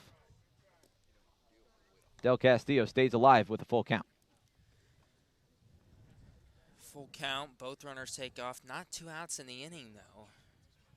You always run the risk that Del Castillo whiffs and then McDaniel makes a good throw and you get the inning-ending strikeout, throw-out, double play. Well, a double play of any sort would end this inning. an inning that's seen 5 Gatemen come across the plate. The pitch cracked in the air, down the right field line, chasing Mosley back, still back. It's over his head, and that ball is gone. Adrian Del Castillo breaks the game open with a 3-run jack. 11-5 Gatemen. My, oh my, have the tables turned. 8 runs home in the top of the 8th, and they're still just 1 away.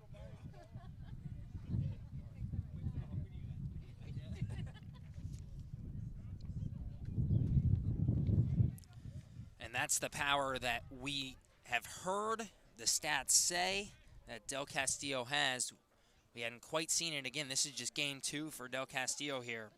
And that was a line shot over the right field wall. First pitch to Cam Guangarena in his second at-bat of this inning is way outside. Skips off the glove of McDaniel. 1 ball and no strikes. This inning began with a pop-up in the infield. Waved at and missed. 1-1. A pop-up off the bat of this guy right here, Guangarena, and instead of out number 1, the third baseman, DeSantilo, completely misplayed it, misjudged it, and it landed. It's a single for Guangarena. It's not an error. And it spiraled from there. For the second time in this inning, the bases are empty with just 1 away. 7 hits in the inning, a hit batsman, and an error have led to an 8th spot. Largest offensive output by Wareham this season. The pitch from Witten. Taken up and in. 2-1. When this inning began, it was a 5-3 advantage for Hyannis. The tide has turned quickly. Very quickly. The pitch. Lifted in the air, straight away center field. McIntyre going back, and it's over his head and off the wall. Guangarena digging for second, pulls in safely without a throw. Cam Guangarena in his second at-bat of the 8th inning. Doubles with 1 away. And now everybody seems to be having a day for Wareham. Guangarena is now 2 for 4 with a walk. He didn't have a hit entering the inning. And he gets a little lucky on a single. And then drives one to the left center field gap there. And to give you an idea of just how Hyannis is playing this, there's not one person warming up in their bullpen. So Guangarena is officially 2 for 4. So that error that wasn't turned into a hit. The pitch, taken for a strike on the outer half. 1 ball and no strikes. Or rather, no balls and 1 strike. Every player in the Gatemen lineup has gotten a hit in this inning except Chad Stevens. Who got hit by a pitch? He got hit by a pitch. Taken downstairs. 1-1.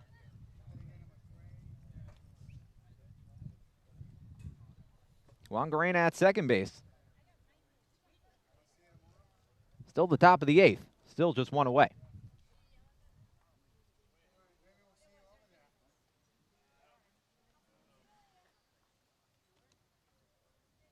The pitch. Swung on and missed. 1 ball and 2 strikes.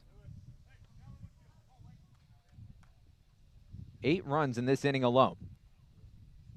As many as they've had in the first 3 games combined.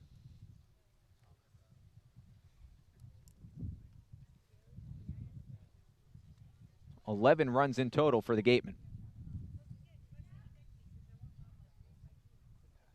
Long look in from Stewart, takes a breath, checks the runner at second, kicks, delivers, pitch up and in.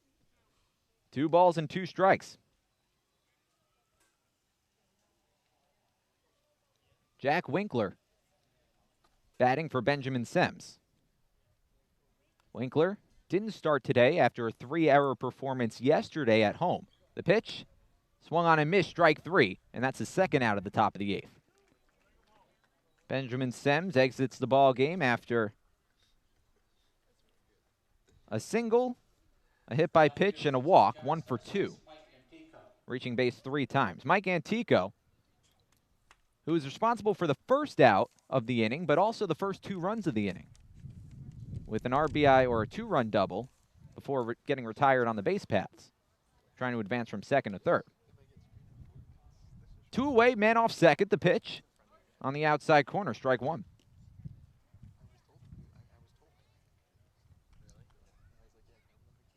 Nine hits in the inning. If my math is correct, which it often isn't. But we could double check that. 12 hits in total.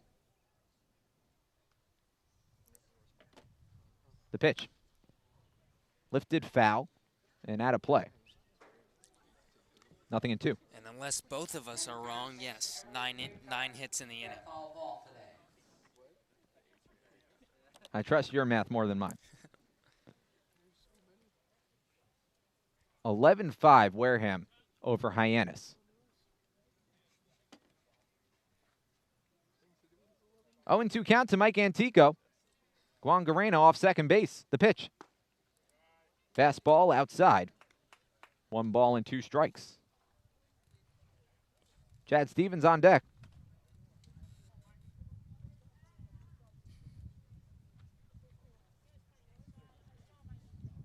Eight runs home here in the top of the 8th.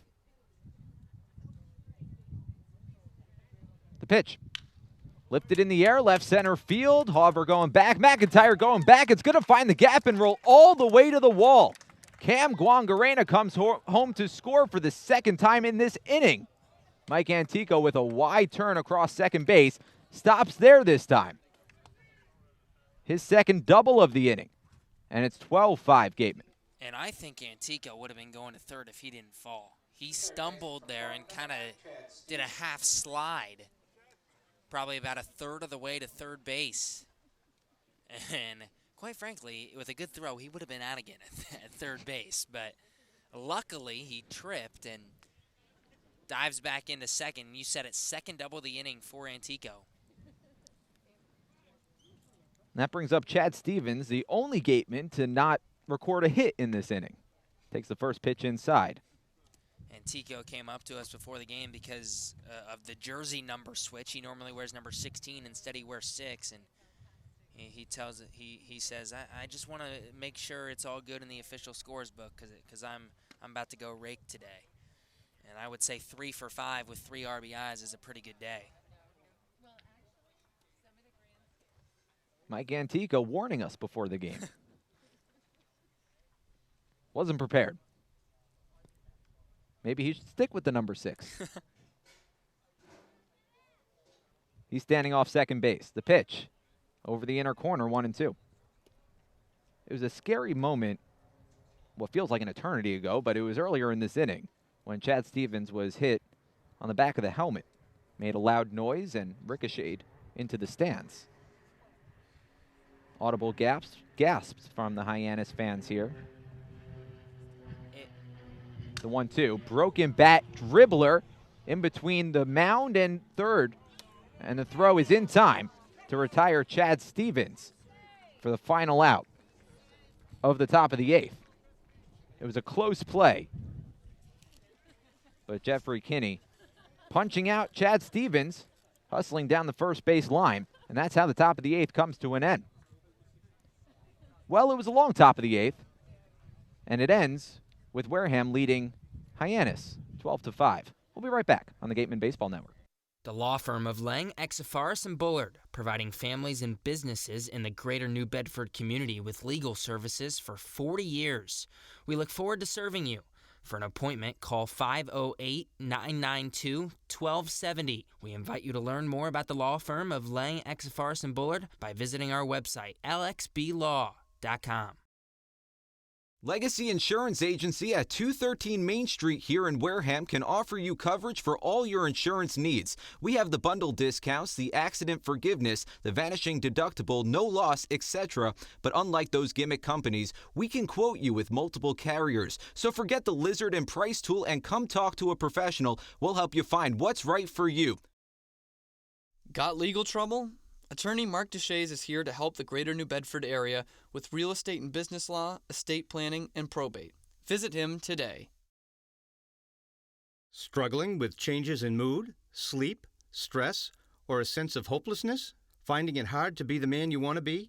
Get the information and tools you need for mental, emotional, and relationship health at massmen.org. Courage starts with the first step.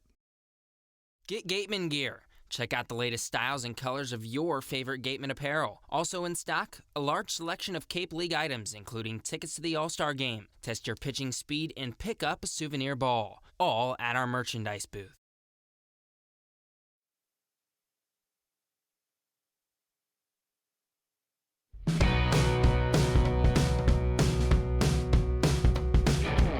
Well, it's the bottom of the 8th inning, a lot different than the top of the 8th inning when that began. What feels like a couple hours ago really wasn't. First pitch sits outside from Bybee to Mosley. 1 ball and no strikes. Jonah Karp, Gabe Genovesi, Addison Van Patten standing on the sidelines. Pitch from Bybee. Taken right down the heart of the plate, 1-1. And now sitting next to Ryan LeMay, our beat reporter. Filling in for Gabe for a little bit. Ryan, how's it going? I'm good. How are you? Pretty good. The pitch taken a little bit outside, 2-1. Ryan does this segment on GBN, same place you're watching this broadcast right now, during the pregame show where he breaks down all the other games going on in the league. The 2-1. Ground ball right back to the pitcher, backhanded by Bybee. Flips over to first in time to retire Mosley 1 away. Is there a name for the segment? Around the Cape. Around the Cape? Yeah. It's Ryan and our producer, Javik Blake. They take a look at all the other games going on and break it down, analyze them. This is the only day game right now. There are 4 night games going on. The first one scheduled for 5 o'clock, Harwich and Cotuit. Yeah, I spoke a little bit about Cotuit in the pregame show. They have a very good offense. They scored 8 runs in the game yesterday. And one player to look out for today is Mason Dodd. He had 3 RBIs in the game last night, so expect him to have another big performance tonight as well. 1 ball, no strikes to Lofton. The pitch darts over the inner half, 1-1. Nobody on base with 1 away in the bottom of the 8th inning. Harwich and Cotuit, a good matchup. 2 teams the Gatemen have not faced yet this season. Ground ball down to third. Winkler waits on it, fires over to first in time. 2 away. Rather, that's Stevens. Winkler came in to bat in the last inning. Came in for Benjamin Semmes. The catcher from Missouri, number 38, Chad McDaniel. Either way, nobody on base. 2 away. Bottom of the 8th. Hyannis trailing 12-5. Fouled off. Chad McDaniel, the new batter. Count 0-1. Yeah, you can't have much of a better inning than the one that the Wareham Gatemen had last time. I mean, around. That was insane. You can't get much better than that. You could write a whole article on that 1 inning. It's true. The 0-1. Taken at the feet of McDaniel, 1-1. How are you gonna frame this this game in the game recap? I thought I had it all figured out, and then the last inning changed everything. So 1-1. Taken downstairs, check swing, he went around. 1 ball and 2 strikes to McDaniel. that stat shocked me how we only had 8 runs coming into this game. We scored 8 runs in that 1 inning alone. So, yeah. 9 runs. 9 runs, yeah. Wow. Yeah. The 1-2. Ground ball right side of the infield. Baker on it. Tries to backhand it, but he bobbles it. And McDaniel's safe. Tough play for Baker, drifting over to his right. Not sure if that's going to be an E4 or an infield single, but McDaniel standing on first with 2 away. Speaking of Darren Baker, he's been on fire so far to start the season. He has a hit He every has. game, yeah. Great defensive player as well. I know the mistake right there, but he's been great on defense as well. Now Tanner Bybee has to deal with a base runner with 2 away in the bottom of the 8th inning. The pitch taken at the feet of DeSantolo. And McDaniel goes all the way to second base. Runner in scoring position. 3 walks on the day for Jared DeSantolo. Starts off this at-bat with 1 ball and no strikes. 2 away in the bottom of the 8th.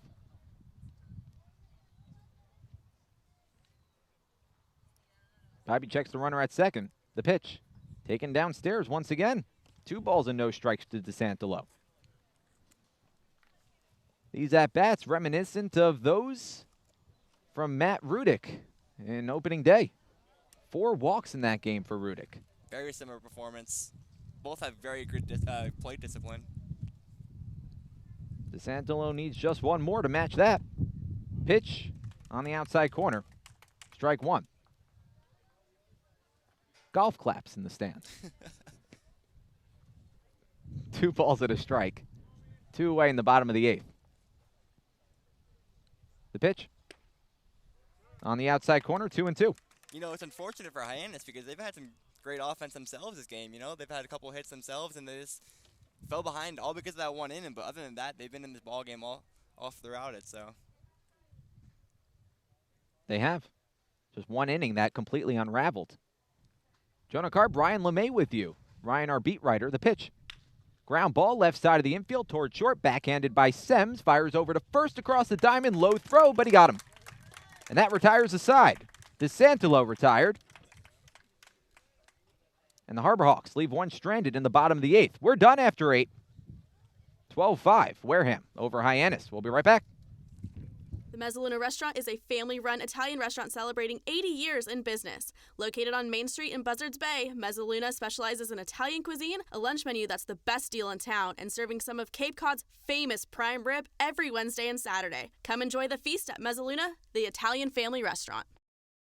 Does your insurance agent know you by name, analyze your stats, and help you with your game plan? If the answer is no, then it's time to draft Morse Insurance. Their local team will get to know you, assess your risk, and develop a strategy to protect your home, auto, or business. Visit us online at morseins.com. Hashtag Morse, of course, has your back. Welcome back to the Gatemen Baseball Network. I'm Addison Van Patten, coming to you from the bleachers. I'm sitting here with our scouting team, talking to them a little bit about what we've seen so far today. They talked about the Gatemen having a really good defense, giving them a 20-20 grade.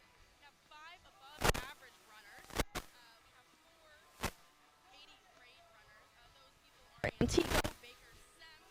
Baker had a bunt almost every single game so far this season. And someone that's not on that list that is totally worth mentioning. Thanks, Addison. Apologies for the technical difficulties.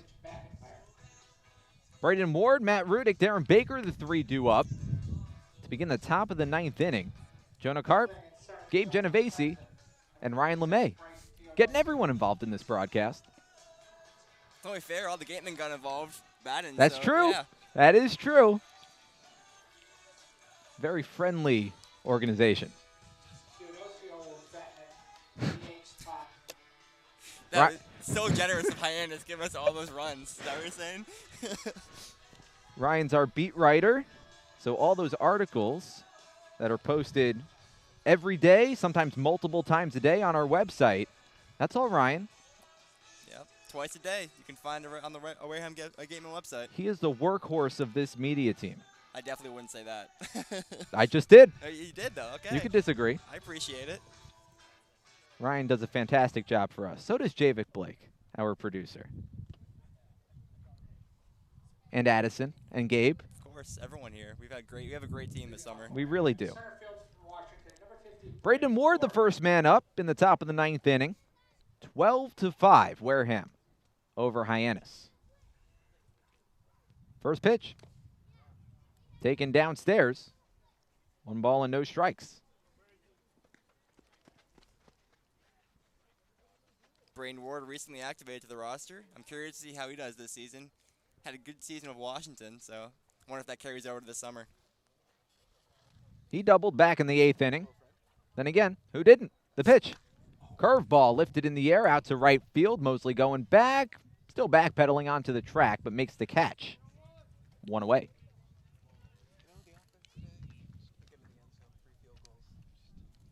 Back to the top of the order with Matt Rudick. Every Gateman has gotten a hit today. Every starting Gateman has gotten a hit. The only Wareham player to step up to the plate and not record a hit is Jack Winkler. Fouled off. 0-1. Winkler came in for Benjamin Sims. By the way, a new pitcher in for Hyannis. And it's actually a position player. Mitch McIntyre. That one's fouled away, 0-2. McIntyre started the game in center field. Not sure who's out there right now. 12-5, Wareham over Hyannis. The breaking ball on the outside corner, strike 3. Matt Rudick caught looking. 3 pitches, 3 strikes, second out. 2 away. Very un-Rudick-like of him, not getting at least a ball there, you know. It's 3 straight pitches and he needs to sit down. Inning will be left up to Darren Baker. 3 hits on the day for Darren Baker. Most hits he's had in a game so far this year. Breaking ball, bends just inside, forces Baker to lean away from the plate. Baker not the tallest guy, but he pops a lot of power behind the bat there. It's a great contact hitter. Swings right through a breaking pitch. 1 ball and 1 strike. Nobody on base with 2 away in the top of the 9th inning. Gatemen by 7. The 1-1. Fastball over the outer half, 1-2. Andrew Thomas would be next. Baker with a single in the 1st, 3rd, and 8th innings.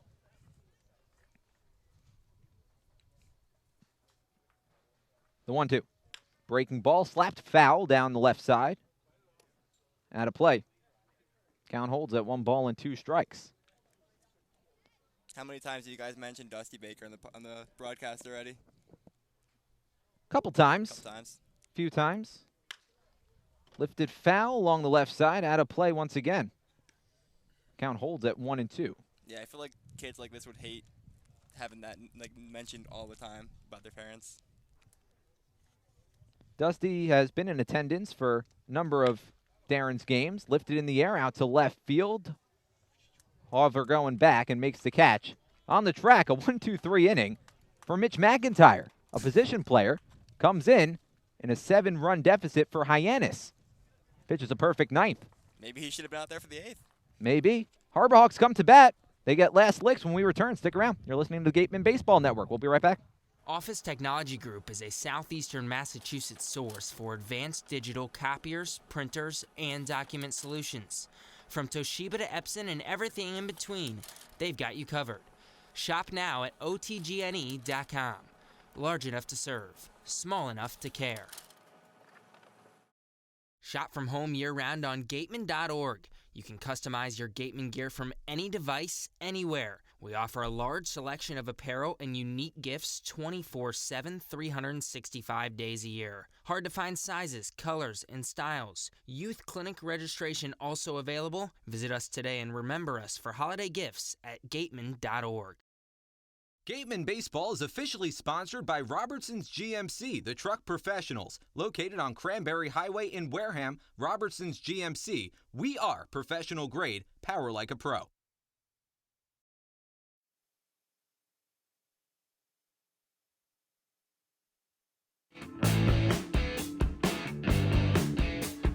Bottom of the 9th inning, Hyannis trailing Wareham by 7. 12-5, the Gatemen over the Harbor Hawks.